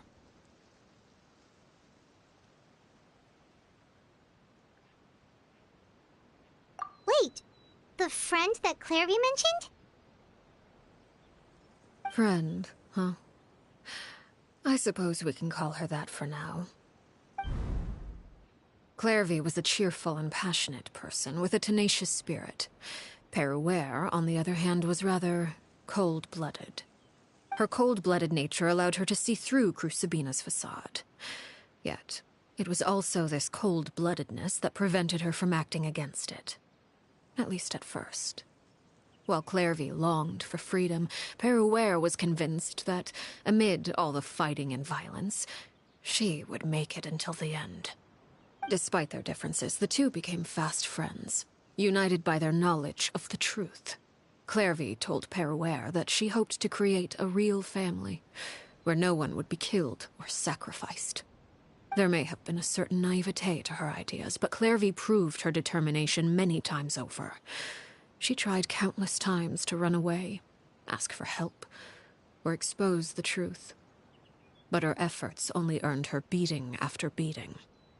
The only thing that kept her going was her strength of will. Even with her body racked with pain, she would still stand on her tiptoes and open the window at night.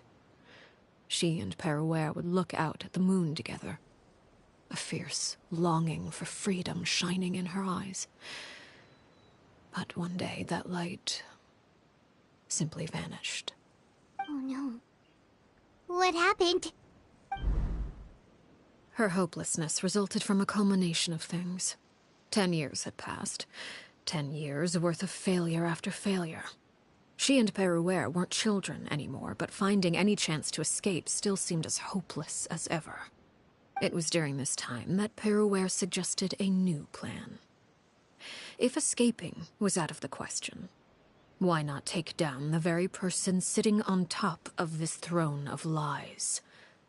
Mother herself. Clairvy rejected that proposal. She claimed that, as a famous harbinger, Crucibina possessed an unimaginable amount of power. Trying to kill her would have an incredibly low chance of success. Clairvy never gave another reason, but Peruere could see it written all over her face. Clairvy still thought of Crucibina as her mother. Killing her own flesh and blood was a line she couldn't bring herself to cross. If she couldn't escape and fight back, then only one option remained.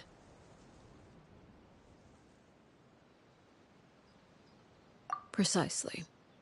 Death was the only way that she felt she could be free. It happened during a duel. When she arrived at the dueling ring that day, her partner turned out to be none other than Peruere. The very person that had stood by her side all those years. It was a fierce battle.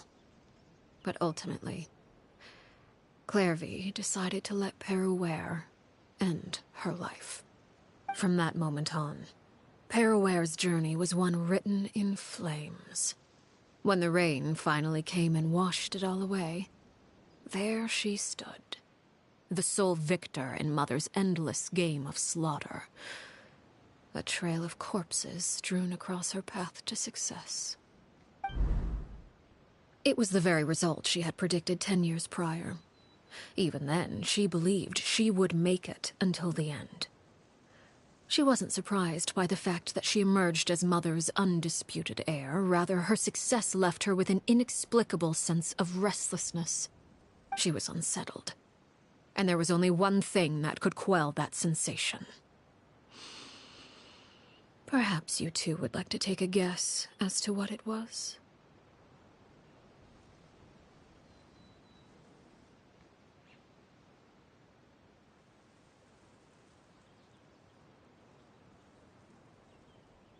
Crucibina, you mean?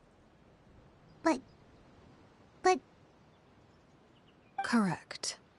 This is the place where Peruere killed her best friend.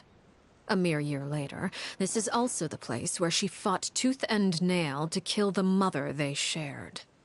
The moment she acted, any conception of what was right or wrong ceased to matter. It's one of the principles of the house. Only those who survive get to write the rules.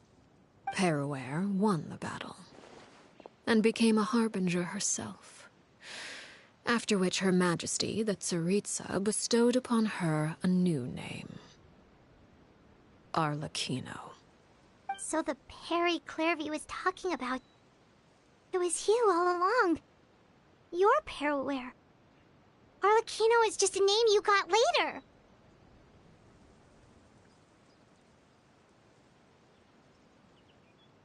I left that name behind long ago. I must say, hearing it now does bring back memories.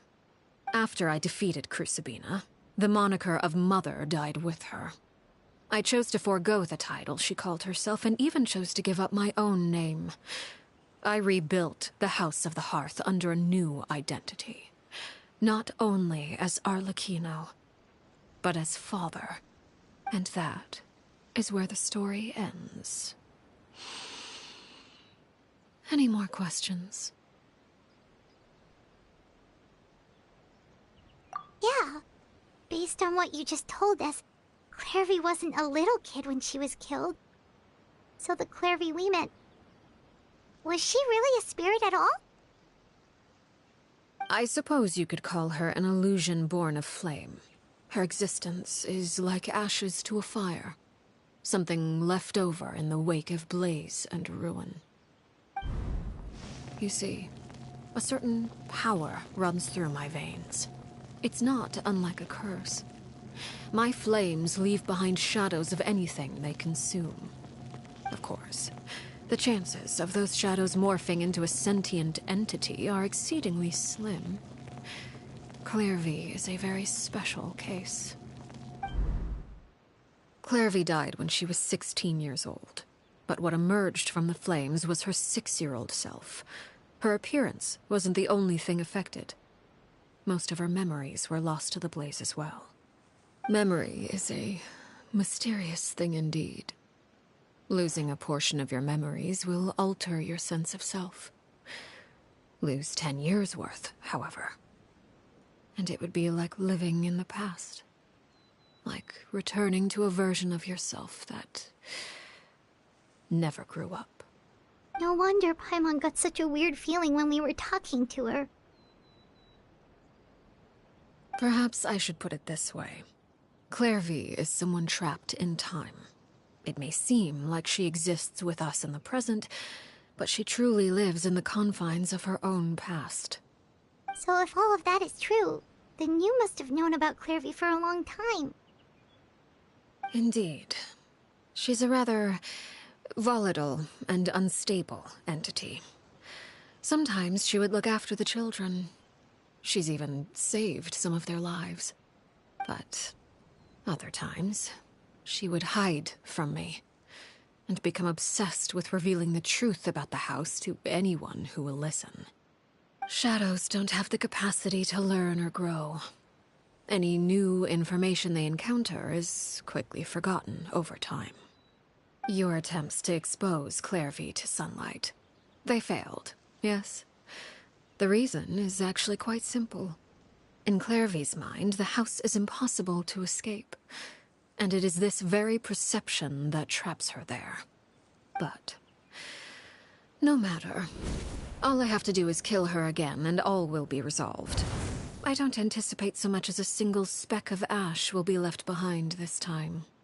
Wait! Paimon can understand why you might want her gone, but isn't there another way? So what if she's trapped in her 6-year-old self? She's still your friend! At least talk to her first! It's too late for that. She broke the rules, and now she must be punished. That goes for Filial and Nantoy as well. She's had quite the effect on them.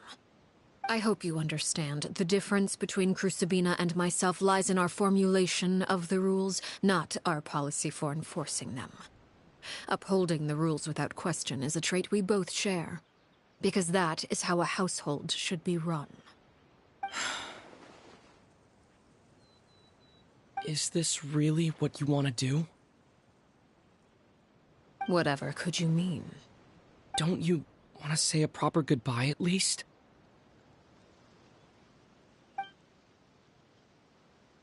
Whether as a killer or as a father, there are two things that must be avoided at all costs: anger and sorrow. Anger makes you impulsive. Sorrow causes you to waver. Well, it appears it's about time to proceed. Before we arrived, I told some of my well-behaved children to bring our troublemakers here by nightfall. I do believe I've kept my end of the deal. I give your friends quite a bit more time. As for what happens now, we'll just have to wait and see.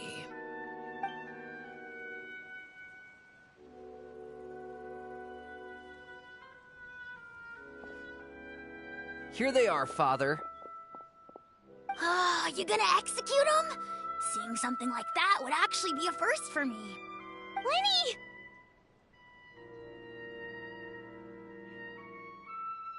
I'm sorry. I heard about how you helped buy us more time. But I still failed. I couldn't find a way to fulfill her wish. Huh? Are you... Perry? Indeed, it's been a while, Clairvy. Perry! Shh, stay right there. I'm sorry to postpone our reunion, but first I believe certain scores need settling.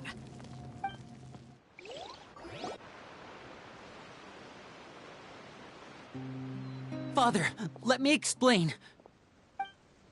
out of my way. Father! You chose to conceal a threat to the house, and for that, you must be punished.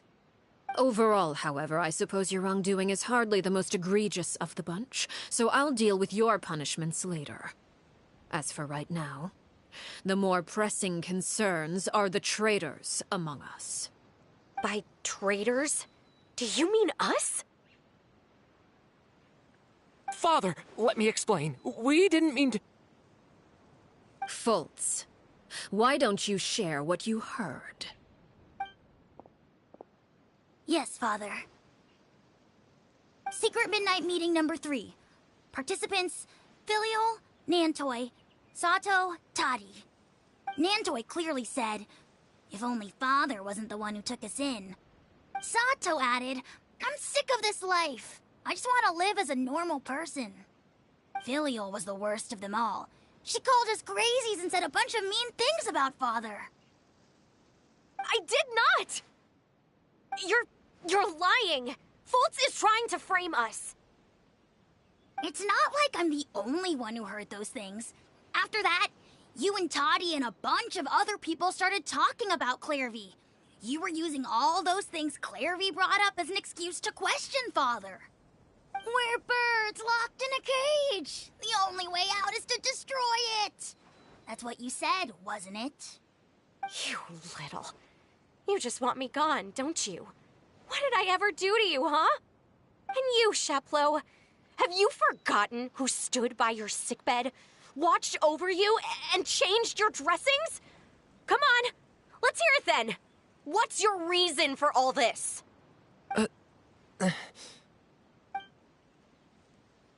You're wrong, Filial. We don't want you to die. You're our family. Liar. You wouldn't be doing this if that were the case. So why? Why have you backed us into a corner? We all live in the House of the Hearth. You know the type of work we do, Filial. A single betrayal can cost dozens of us our lives. It's not like it's never happened before. That kind of thing is hard to forget. That's why the House of the Hearth cannot tolerate any form of betrayal.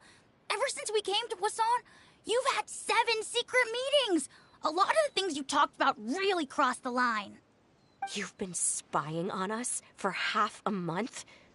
Wait a second. Now that I think about it, the move to Poisson was just a way to make it easier to spy on us, wasn't it? Because we were all in one place. You've had this planned all along. Filial, Nantoi, I'm sorry. I owe you both my life. I owe Clairvy too. If it weren't for all your help after I got poisoned, I wouldn't be standing here today. If this were any other situation, I would do anything to repay that kindness, even if it cost me my life. But rules are rules. I'm sorry. My hands are tied. Why? Why? That's enough, Filial. We made a mistake, and we should own up to it. We broke the rules, plain and simple. And now we have to face the consequences. I'm sorry, Sheplo. Fultz. I'm sorry, Father. We accept our punishment. Chapleau, according to the rules of the House of the Hearth, how should these traitors be punished? All those who betray the house pay with their lives. And so it shall be.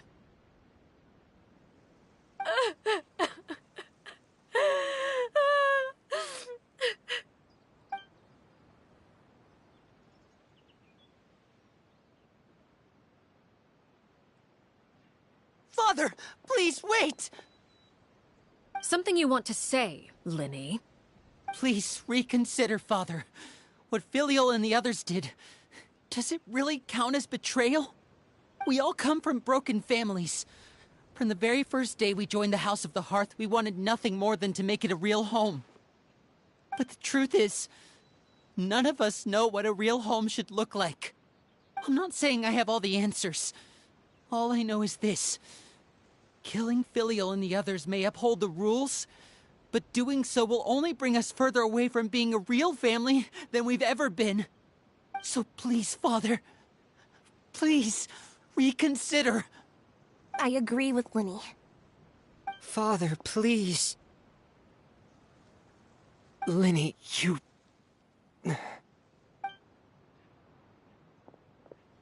I also agree with Lenny.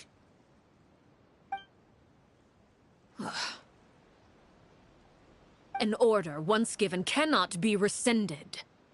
However, given the extent of your determination, I suppose we shall have to go about this a different way.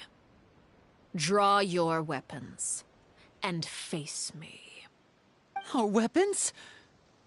Father, are you referring to a duel? Precisely. The rules of the house will not be altered. Traitors must be punished. However, resolving disputes with a duel is also one of our rules, one that also applies to me. Demonstrate a sufficient showing of strength, and I shall offer a concession. Wait. Beat Father in a duel? Impossible. Father is way too strong, even for Lenny.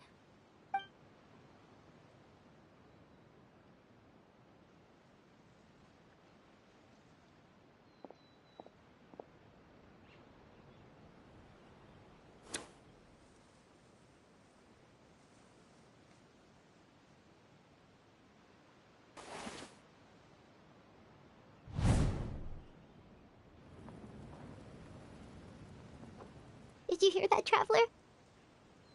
Lenny and the others have to duel the knave. What should we do? Can they really win something like that? If they lose, those people from the house are really gonna be executed. Hey, are you listening?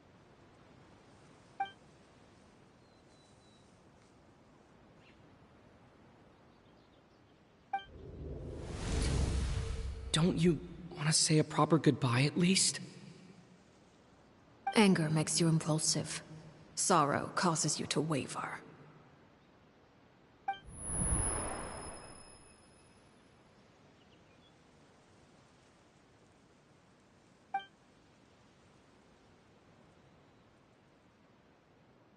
Oh, looking at that expression on her face, she seems really serious about this.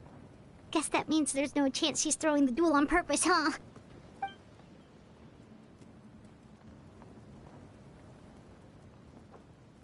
When guests are around, families are often on their best behavior.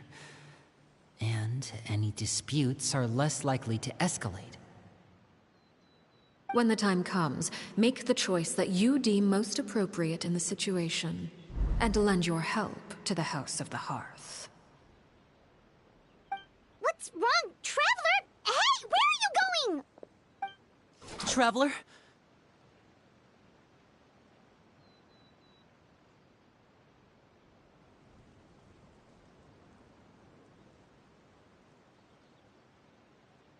You're asking to join the duel against the knave?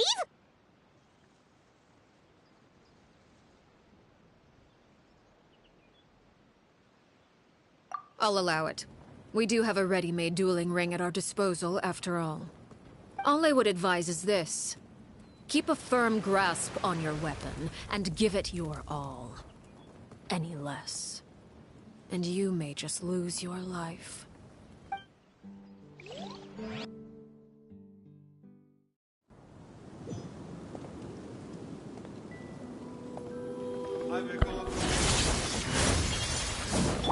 Oh, heck, mal Boss. Oh, shit. Closer now. Scatter!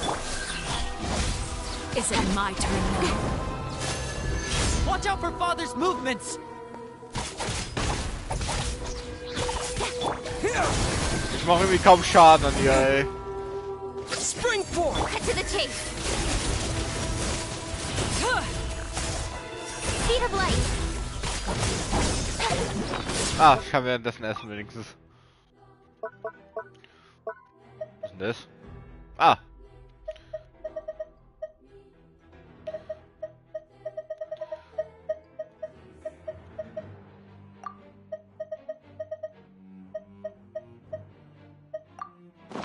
How amusing. Hang in there! Now that's more like it. Scatter! Submit!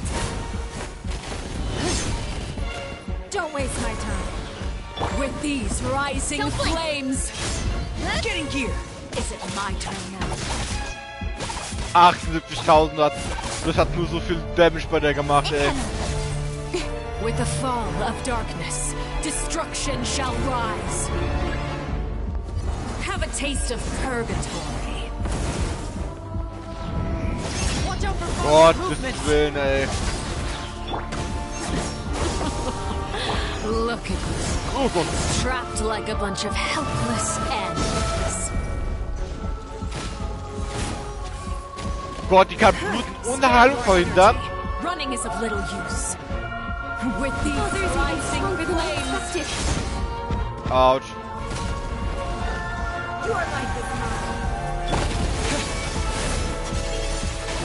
how amusing. Ja.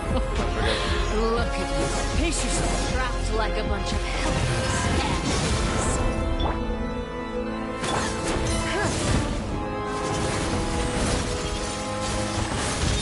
Autsch. Jo, die geht ab. Das ist nicht mal die finale Form von der, ey. And voila! Submit! Is it my turn now?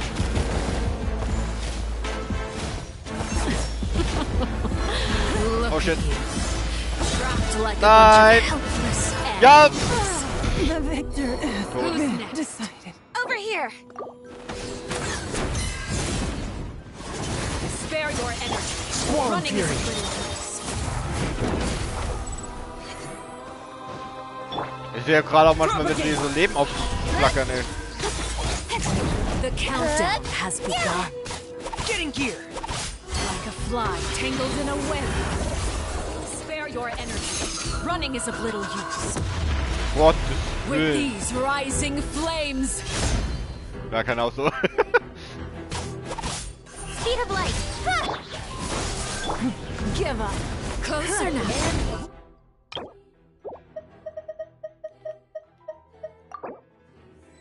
Der hätte ich gerade gestorben eben. Es hat sie noch erwischt, scheiße. Was wollte ich gerade nehmen?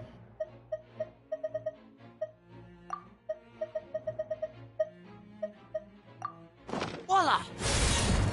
Who's next?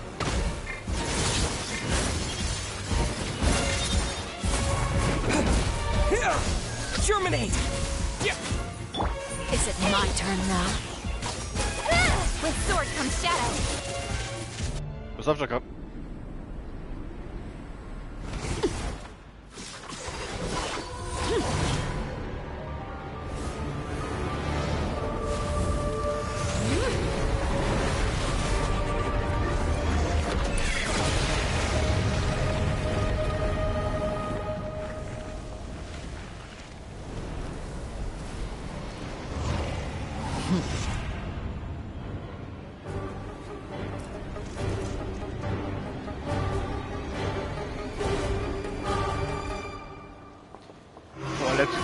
Oh! Oh, das war mies jetzt. My blade is all that remains. Father's movements! Look out! Propagate!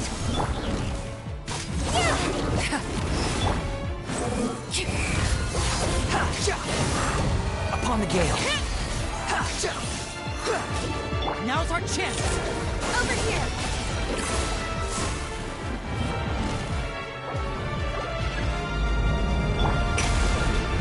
Let's see how strong your resolve truly is.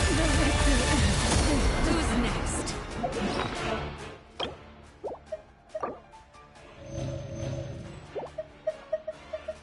Wieso hab ich das nicht vorhin gemacht, ey, mit dir? Watch out for Father's movements! Look out! The sun and moon have set. Only ruin remains. Oh fuck! You struggle in vain.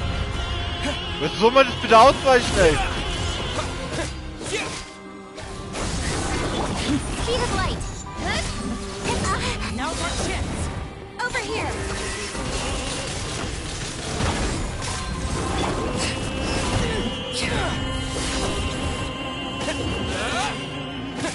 Propagate!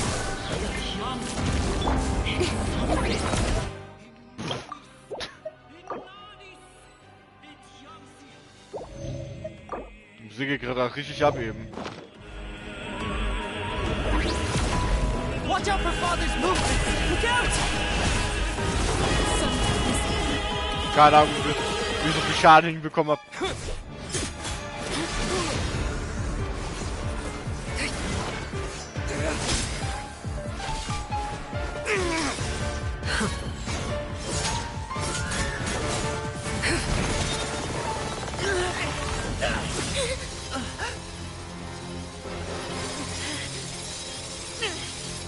You should know better than to crowd in one place.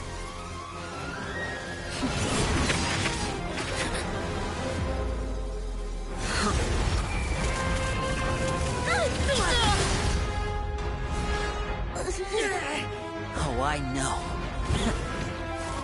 Now! I'm sorry, Father!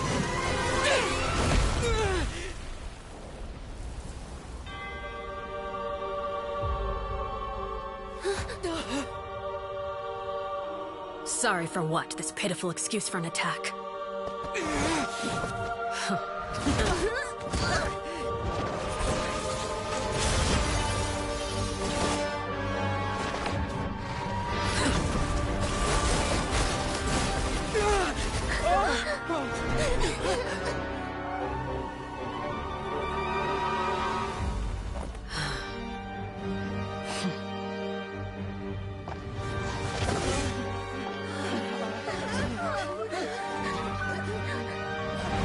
Father, no!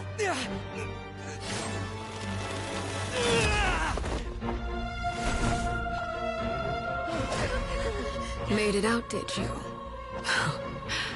You're stronger than I expected.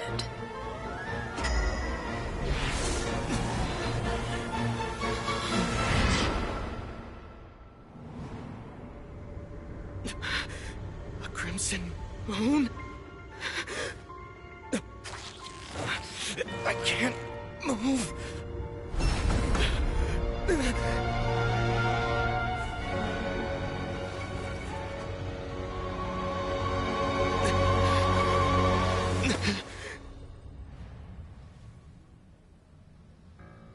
Still, not strong enough to beat me.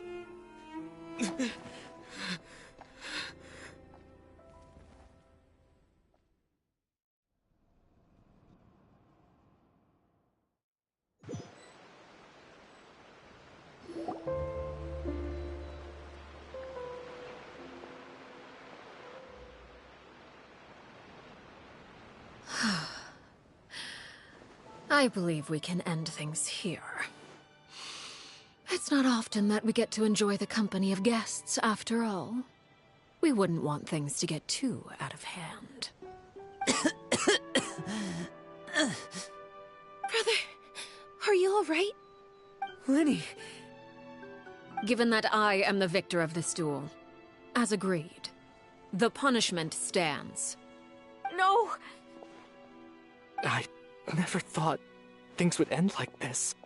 However, everyone involved in the duel demonstrated a remarkable level of strength and determination. In light of this, I'm prepared to change the method of execution. Elwar, the bottled flames I gave you for safekeeping. Do you still have them? Yes? I wasn't sure what they were for, but I've kept them super safe. I didn't lose a single one. Wonderful. Then, in just a moment, I'll have you administer them. Bottled flames? Indeed. They're the product of a secret experiment. Under certain special circumstances, flames can be extracted from my person and preserved. Once ingested, searing pain will spread across every inch of your body. No harm will come to you physically, but your memories will be burned away. If you can withstand the pain. When you awake, you'll have forgotten everything you know about the House of the Hearth, and will be expelled from the organization. In other words, administering this concoction will kill the version of you that grew up in the house, and give you a new identity.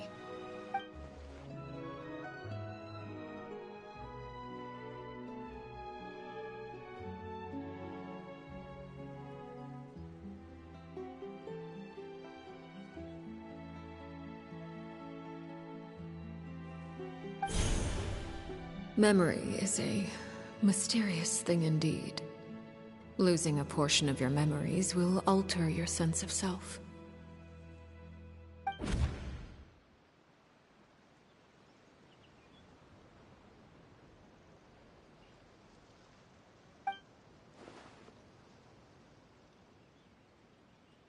So, you're just letting us go, Father? You misunderstand. Memories are extremely important. Once consumed by flame, the version of you standing before me will die, and our secrets will die with you. So no, I don't intend to just let you go, because the person who survives will be nothing but a stranger. Even so, I won't have to live in fear anymore. I'm sorry, Father. I'm sorry I let you down. But I really... Don't cry, Filial. You haven't left the house yet, so there are still rules to be followed, yes? Remember what I taught you. Anger makes you impulsive, sorrow causes you to waver. Don't let yourself be controlled by your emotions. Of course. I'll remember. Dry your tears, and go pursue the life you really want. Yes, Father. Chaplot, Foltz, Elwar. Take them back to Poisson. And bring Linny and the others as well. I prepared 3 extra vials of bottled flames. As for whether to take them, the choice is yours. Goodbye, children. The next time we meet, I will no longer be your father. Thank you for all you've done for the house. I hope you have bright futures ahead of you.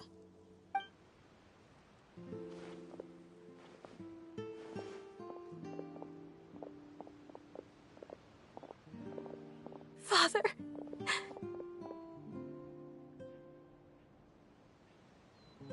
Let's go.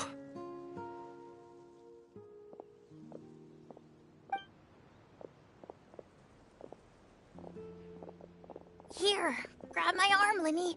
I'll help you walk back. Thank you.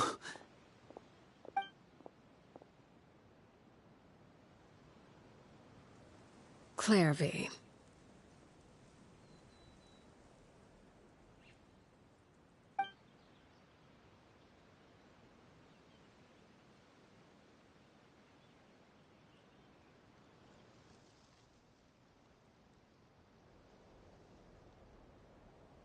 Can we talk now? I've been waiting for a super long time. You really are Perry, aren't you? I haven't seen you in so long. How come you're all grown up? Wait, did I somehow travel to the future on accident? Or am I dreaming?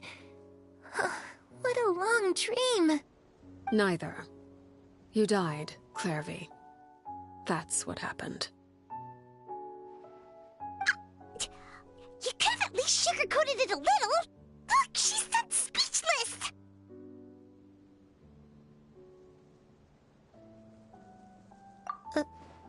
Oh. Okay then. Huh?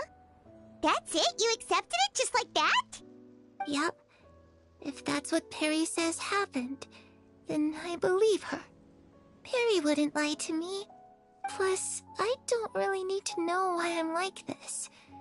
I'm more curious about what happens in the future. If you're a harbinger now, Perry, that means Mother is gone, isn't she? Can you tell me about it? I want to know what happened to her. And to me. You never stopped trying to defy fate. At first, no one believed you. You could only vent your frustrations to the moon. In fact, you often sought comfort in the night sky.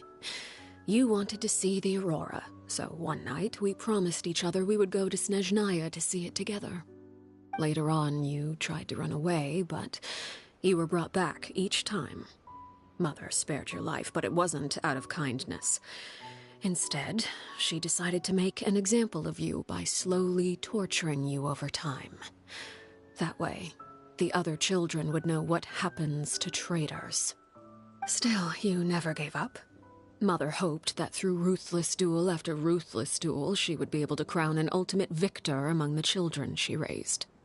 But you called on everyone to unite, to fight to a draw in order to reduce casualties. Your efforts may have only delayed the inevitable, but still. You gave them hope. You tried everything you could think of, but every attempt ended in failure. Still, you never turned your sword on Crucibina, and you never turned it on me. On that gloomy day, you told me, "For the last 16 years of my life, I've done everything I can to fight for freedom. But now, I realize that the only freedom I truly possess is the freedom to choose to die." I never imagined I would say something like that. I must have been feeling really worn down. But somehow, I still think I understand.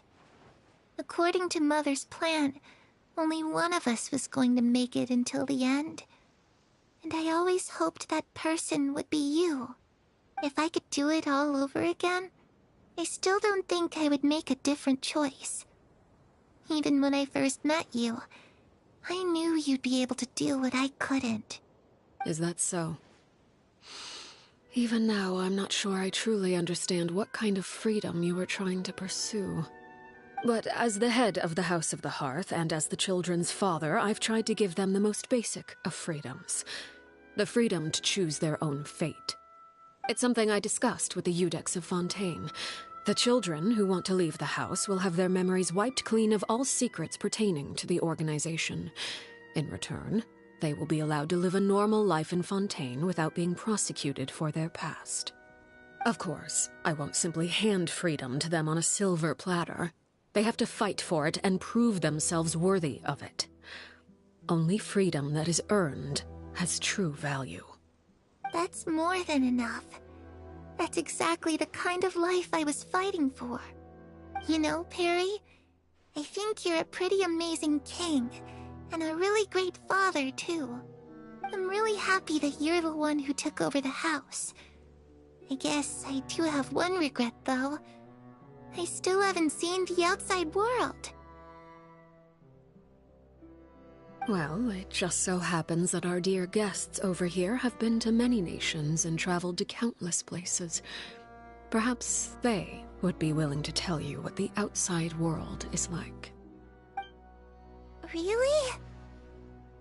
Of course! We've traveled all over the place. We've got so many stories, we could probably talk your ears off for 3 days straight!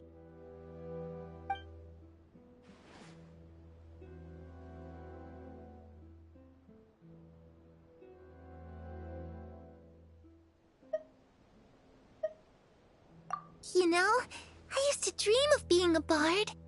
Playing the lute while singing into the winds of freedom. Even if there was no one there to listen, I would have continued to sing no matter what.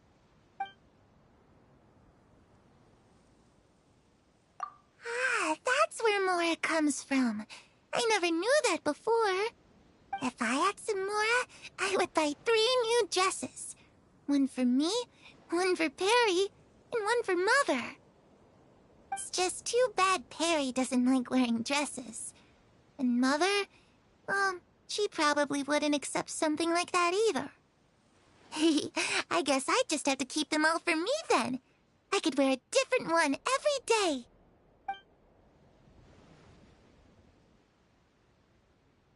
Those yokai you mentioned, what do they look like? I once saw a drawing of this one guy with horns on his head and a super scary face. Are there any yokai like that? Oh, sounds like you're talking about an Oni.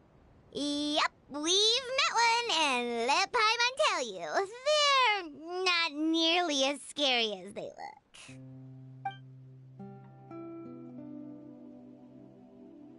I was always too afraid to skip Mother's fighting lessons. But at the academia, I bet you could do all sorts of secret things in class. Things that have nothing to do with studying. I'm just kidding. Being able to study whatever you want without having to fear for your life actually sounds pretty great.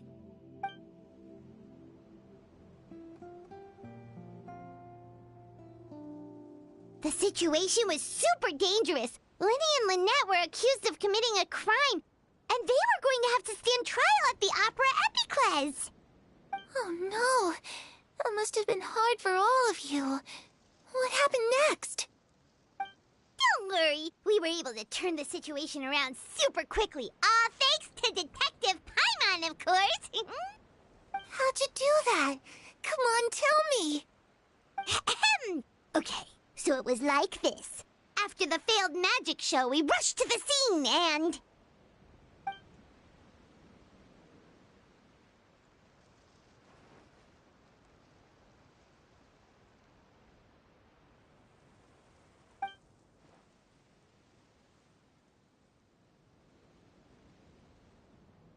Shadows don't have the capacity to learn or grow.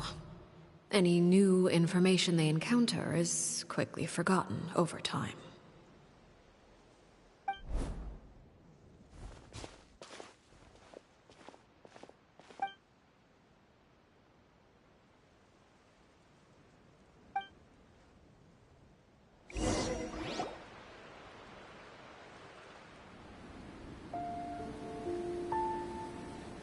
Clairvy, you've worked tirelessly from the shadows to overthrow the House of the Hearth.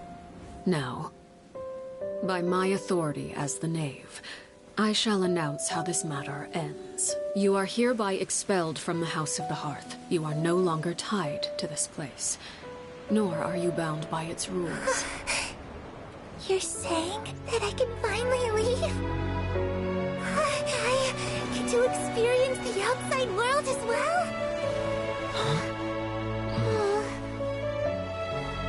Oh, I almost forgot. There's no getting older for me. Still, seeing who you grew up to be makes me really happy, Parallel.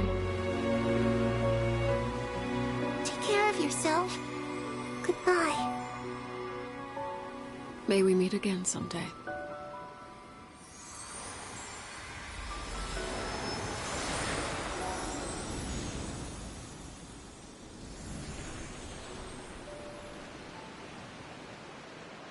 Clairvy. She left so soon. Paimon didn't even get to finish her story. I also have certain sentiments left unsaid. I wanted to tell her that the aurora I saw in Snezhnaya was just as beautiful as the ones in the pictures. But a shadow's memories reset at dawn. Had we delayed any longer, we wouldn't have had the time to say goodbye. Whatever regrets may linger, let them be lost to the coming of a new day. Father? It's Linny! Hey, Linny!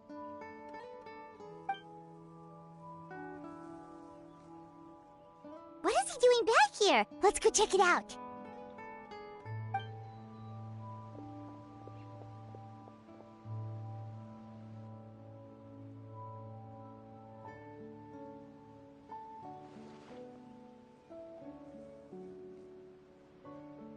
Father, the bottled flames have been administered. Filio and the others have left the house. And you? What have you decided? Thank you for giving us that choice, Father. But we never wanted to leave the house. It's the only home we've ever known. Lynette and Fremine feel the same way. They're recuperating back at the Hotel Bouffe d'été. But I decided to come back and tell you where we stood. I'm sure you're well aware of the expectations I have for you. I want you to follow in my footsteps and become the next king of the house. Yet you seem to have different ideas. I must admit, I'm rather surprised by your decision to stay. There's nothing wrong with choosing to live a quiet life. Leading this organization is a heavy responsibility, one not so easily carried by someone forced onto the throne. I just never understood what you saw in me. What made you believe I was deserving of that throne? You're brave, talented, and, most importantly, you cherish your family. You would do anything to protect them, even if it costs you your life.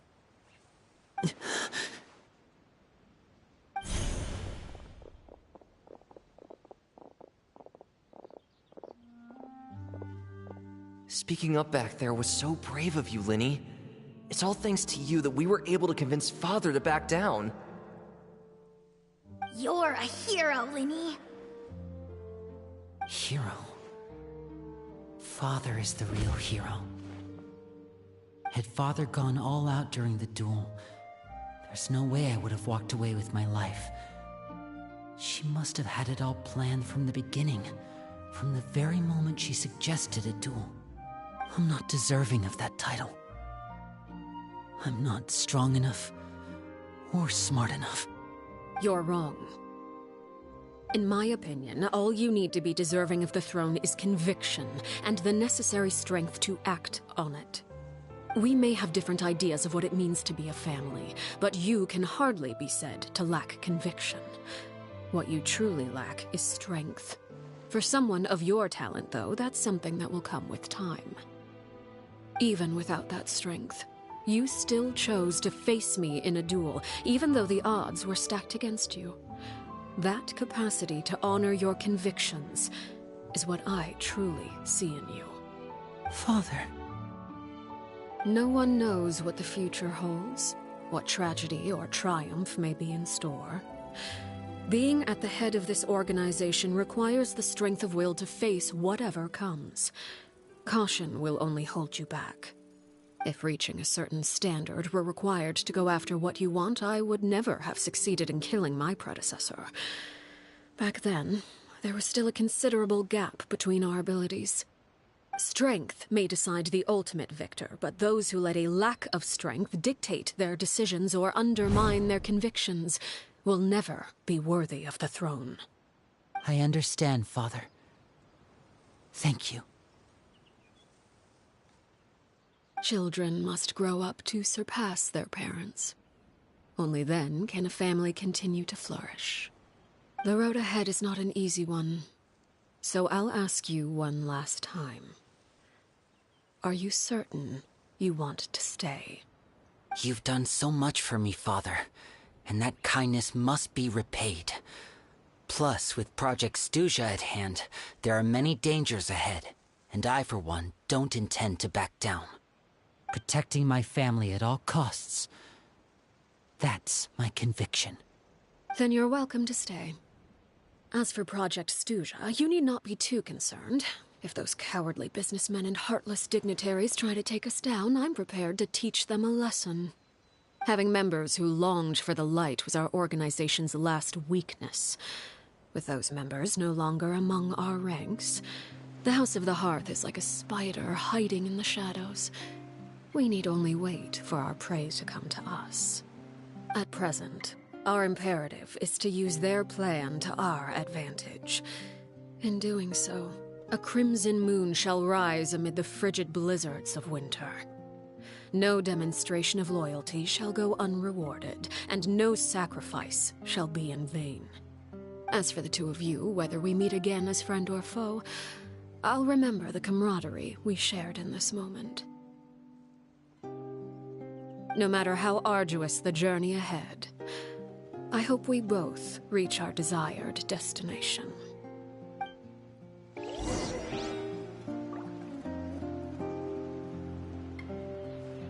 Boah.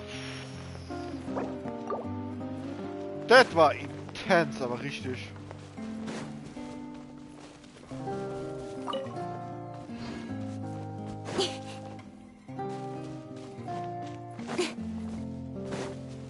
Ignorant and lass mich mal kurz halten.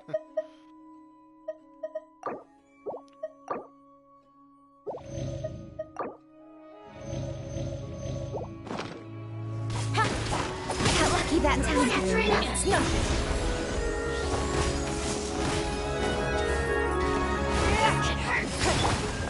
Scatter! Spring forth! Incoming.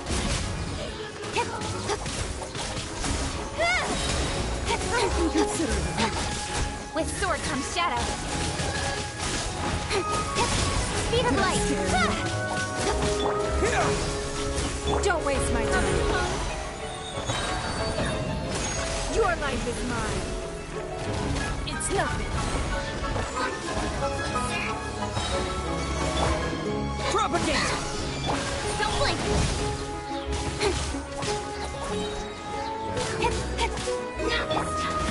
Give up. Speed of light.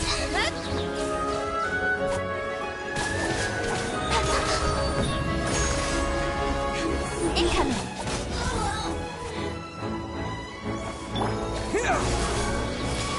How inconsiderate of me. Speed of light. I can still. Let me try.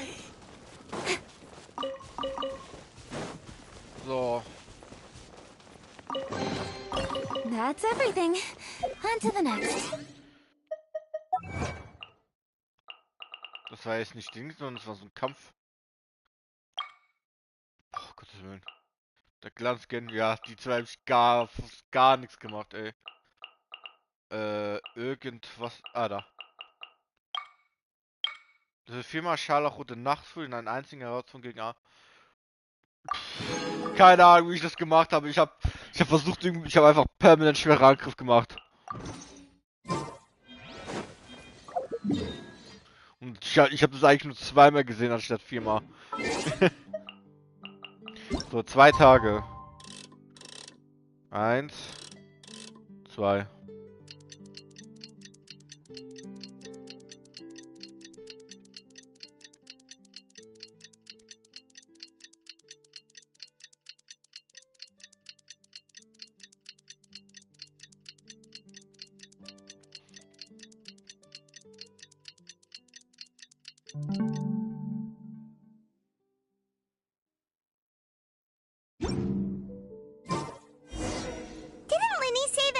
Fremine were recovering at the Hotel Bouffe d'été?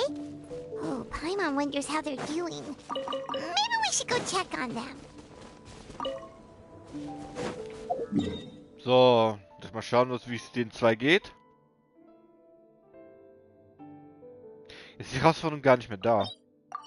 Oder ist sie dann da irgendwo eine spezielle Arena? Nee.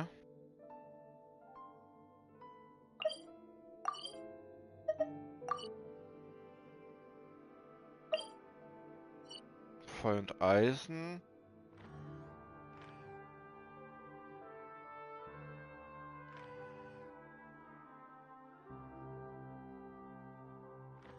Okay. Da kommt noch die Sphäre. Ach, ich bin jetzt gerade auf das da hingegangen anstatt. Wind rises.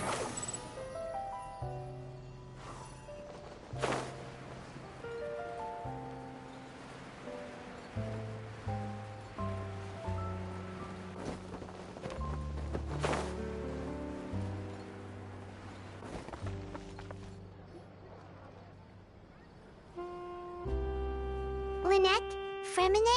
How are you feeling? Much better. Whew, what a relief. What about you? Are you feeling alright? I knew you'd come out unscathed. Us, on the other hand, well, we've been bedridden for 2 days. I couldn't even turn over. Oh, and I wanted to ask, is Clairvy gone? Linny and the other members have left Poisson and returned to the House of the Hearth. According to him, there haven't been any more sightings of a spirit roaming the house. I see. I'm glad. Father came to check up on us 2 days ago and told us about what happened with Crusabina and Clairvy. Actually, I've met Crusabina before.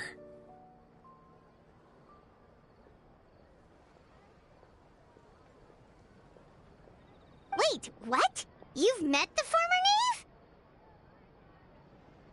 Crusabina died a year after Clairvy. It was during the year between their deaths that I joined the House of the Hearth. Crusabina had an extremely cruel and radical way of doing things. While she was alive, the atmosphere in the house was suffocating. When I joined, though, the experiment she valued so much had already come to an end, and all the people involved, dead and injured alike, were gone. Crusabina never talked about the past with us newcomers. A couple of months after I joined, Father killed Crusabina and burned all her files. With that, the names of all the people subjected to her experiments, Clairvy included, were lost to the flames, along with the painful memories they represented. Father took in Lenny and me a couple months after that, but she never mentioned anything about Crusabina or Clairvy. It really seems like something she was planning to keep to herself. The last time you talked to her, did she mention why she kept it a secret for so long? She said she didn't want us to be affected by the darkness of the past. She was worried we'd develop a false sense of gratitude towards her if we knew about it. The foundation of a family should be free of any corrupting influence. Whatever happened in the past, it has nothing to do with who we are now. And that's what Father told us in the end. But I still thanked her for everything. It was only after hearing about what Crusabina did that I finally realized how insignificant our lives could have been. The members of the house meant nothing to her. To say that she valued them in any way, even just as a tool, would probably be giving her too much credit. If Father hadn't taken over the House of the Hearth, I probably would have already... Father rarely brings up the fact that she saved us. She doesn't believe that being indebted to her should be what ties us together. But even if we didn't owe her anything, we would still choose to stay. Because this is our home. We may have arguments or times when we feel wronged. Some people may even choose to leave. But as long as Father is here, we will always have a home. Whether the path before us is bathed in sunlight or shrouded in shadow, we'll follow Father wherever she chooses to go. So I wanted to say thank you for helping us make it through this crisis. Without your help, we could have lost a lot more along the way. Oh, we didn't do anything, really.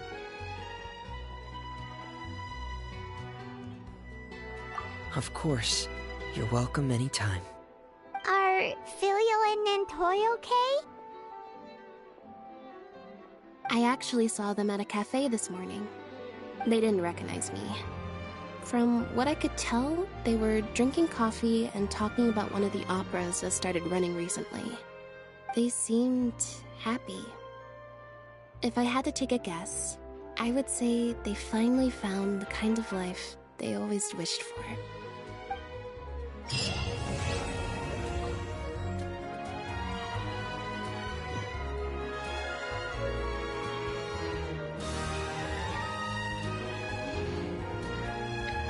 Oh, Damien, du bist auch da. Ich hab dein Hallo nicht gesehen. Bei Miko habe ich ja Hallo gesagt, aber ich glaube, da hast du davon nicht gehört. Quit following me.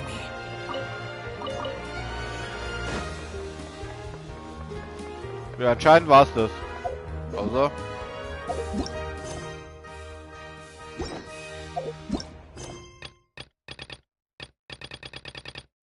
Ja, war's das.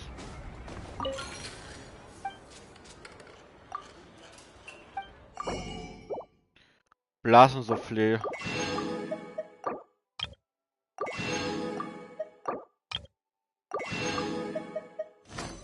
Ich habe irgendwie Lust, jetzt wieder Mandeln zu machen. Ich habe ja die Rezepte dafür.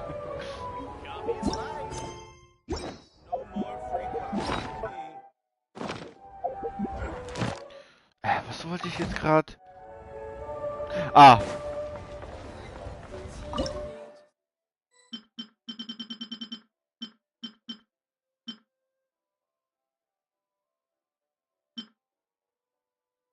Oh, die Regenbogenmakarons. Moment mal kurz.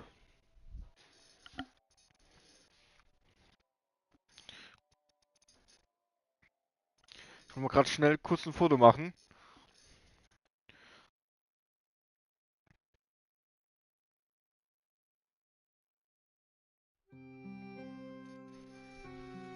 So.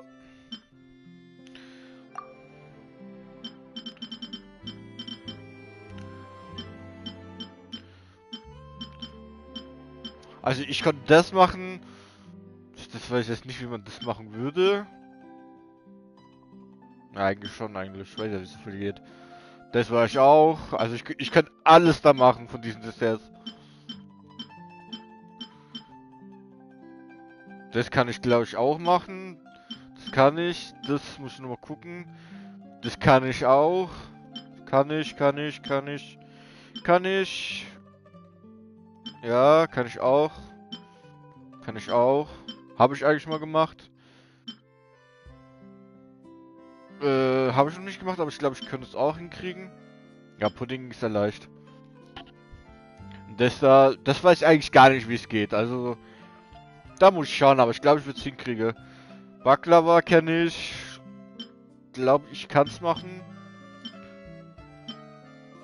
Ja, Getränke, Fladenbrot.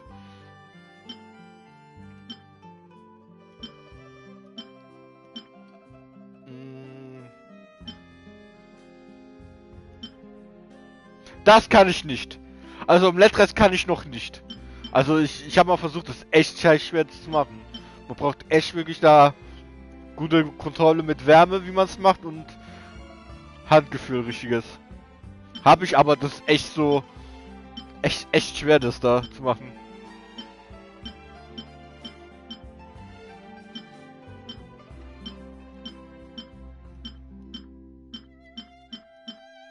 Ja, egal. So. Das war's anscheinend.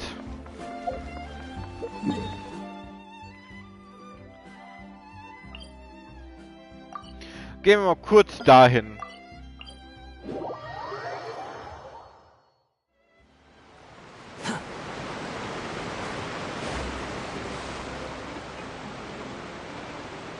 Oh, eine Insel, die vorhin nicht da war.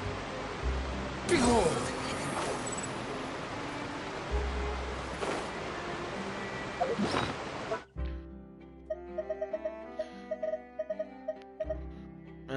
Rennen, klettern, rennen, gleiten.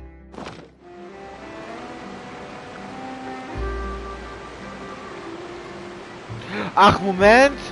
Das war jetzt so erhöht, so eine Ah, da war es, okay.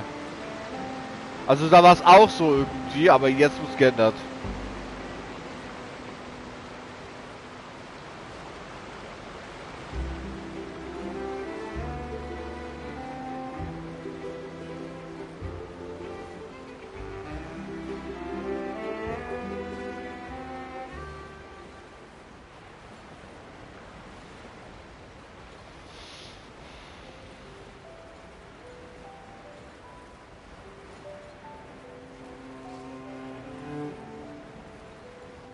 Anscheinend ist das ein ganzes Dorf da irgendwie.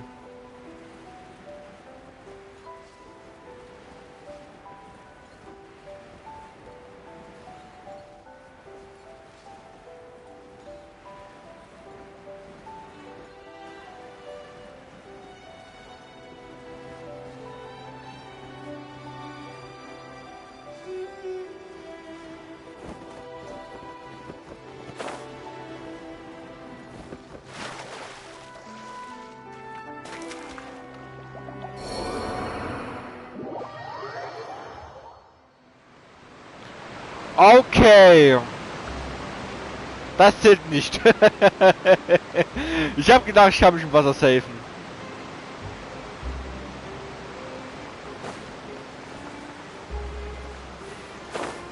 Ach, ich voll Idiot. Ich hätte ausdauernde Ringe mit essen. Ugh.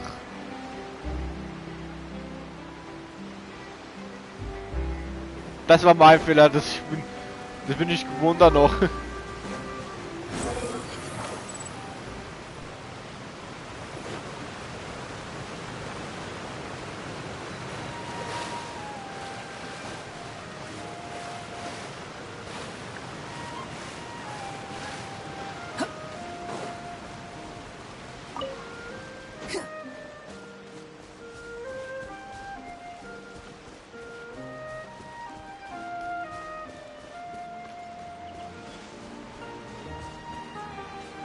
So, das sieht, glaube ich, ein bisschen kürzer aus.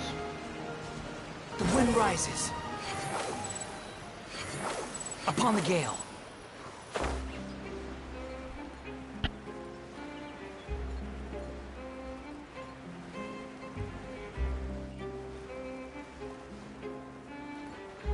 So, hoffentlich mal erreichen wir es richtig.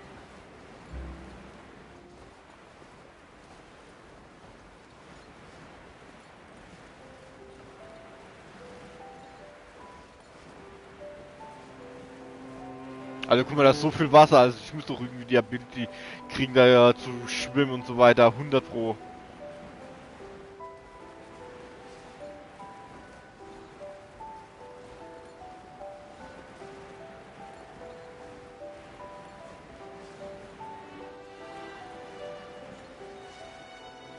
Was macht da ein kleiner Punkt da neben dem großen?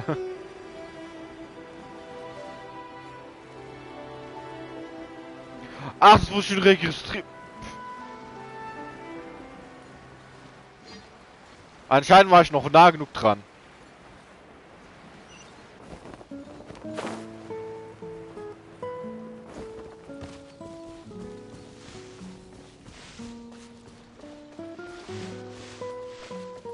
Squall and Fury. Oh, das hat irgendwie so ein Strand-Vibe.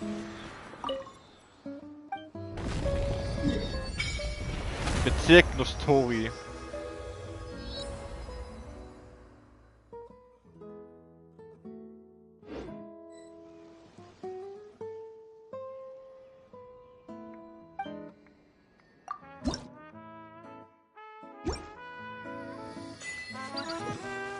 Mare Nosturum.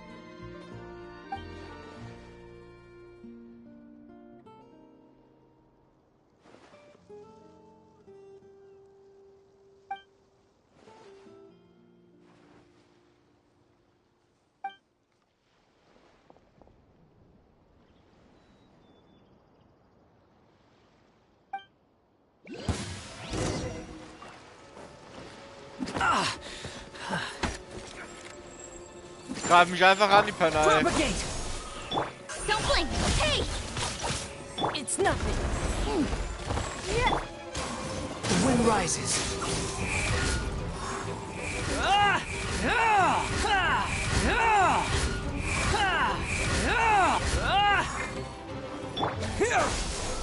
Incoming!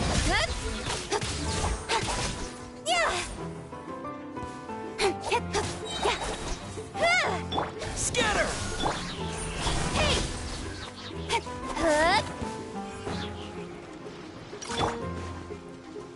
Da ist jetzt, steht aber nur neben dran. Oh, geiler Ritter.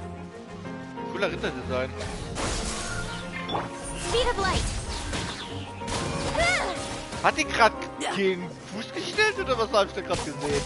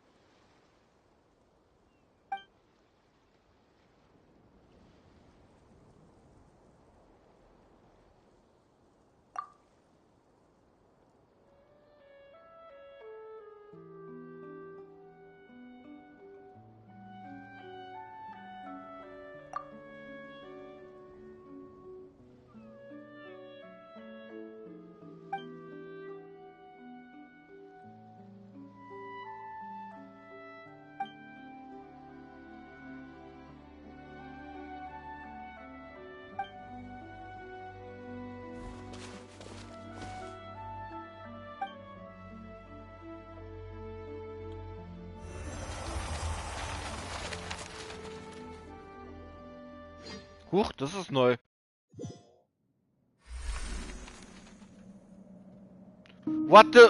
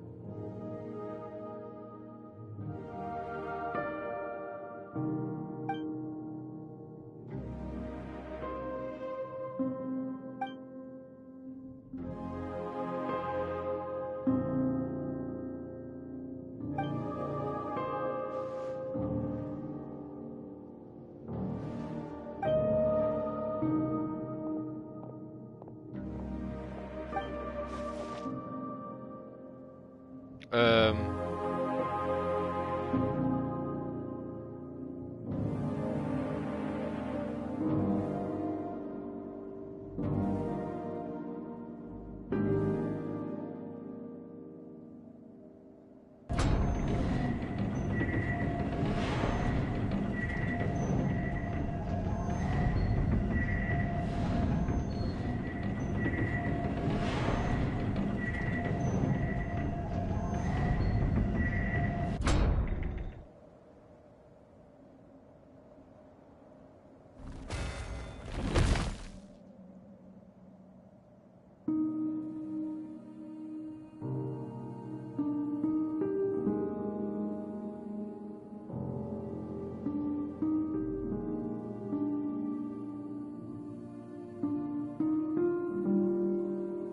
Alter, was ist denn bitte?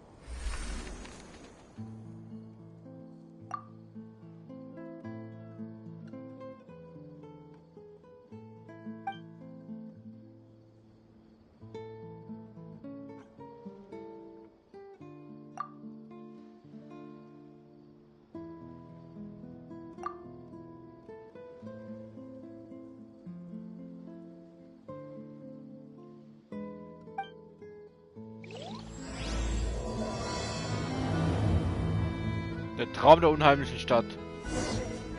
Ja, so unheimlich war es auch.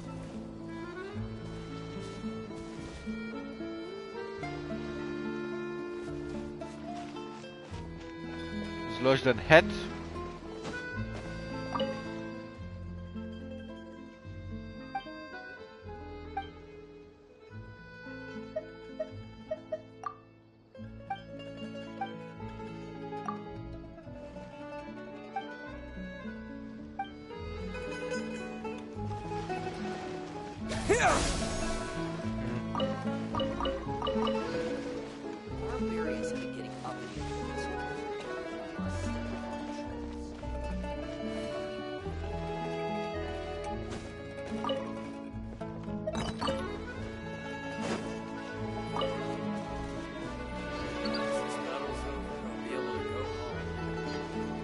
Anscheinend alle Bewohner haben diese Flirren im Kopf da.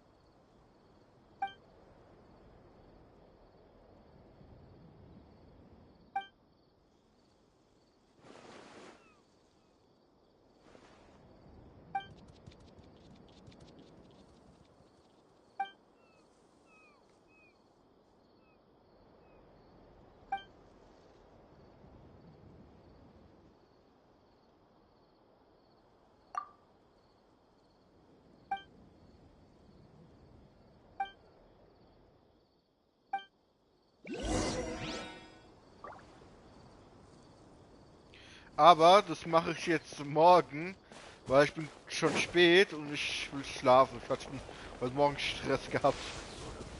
Also, wir sehen uns nächstes Mal. Machen wir danach die Weltenaufträge. Ich habe jetzt da genug Zeit. Und ja, sehen uns beim nächsten Mal. Ciao.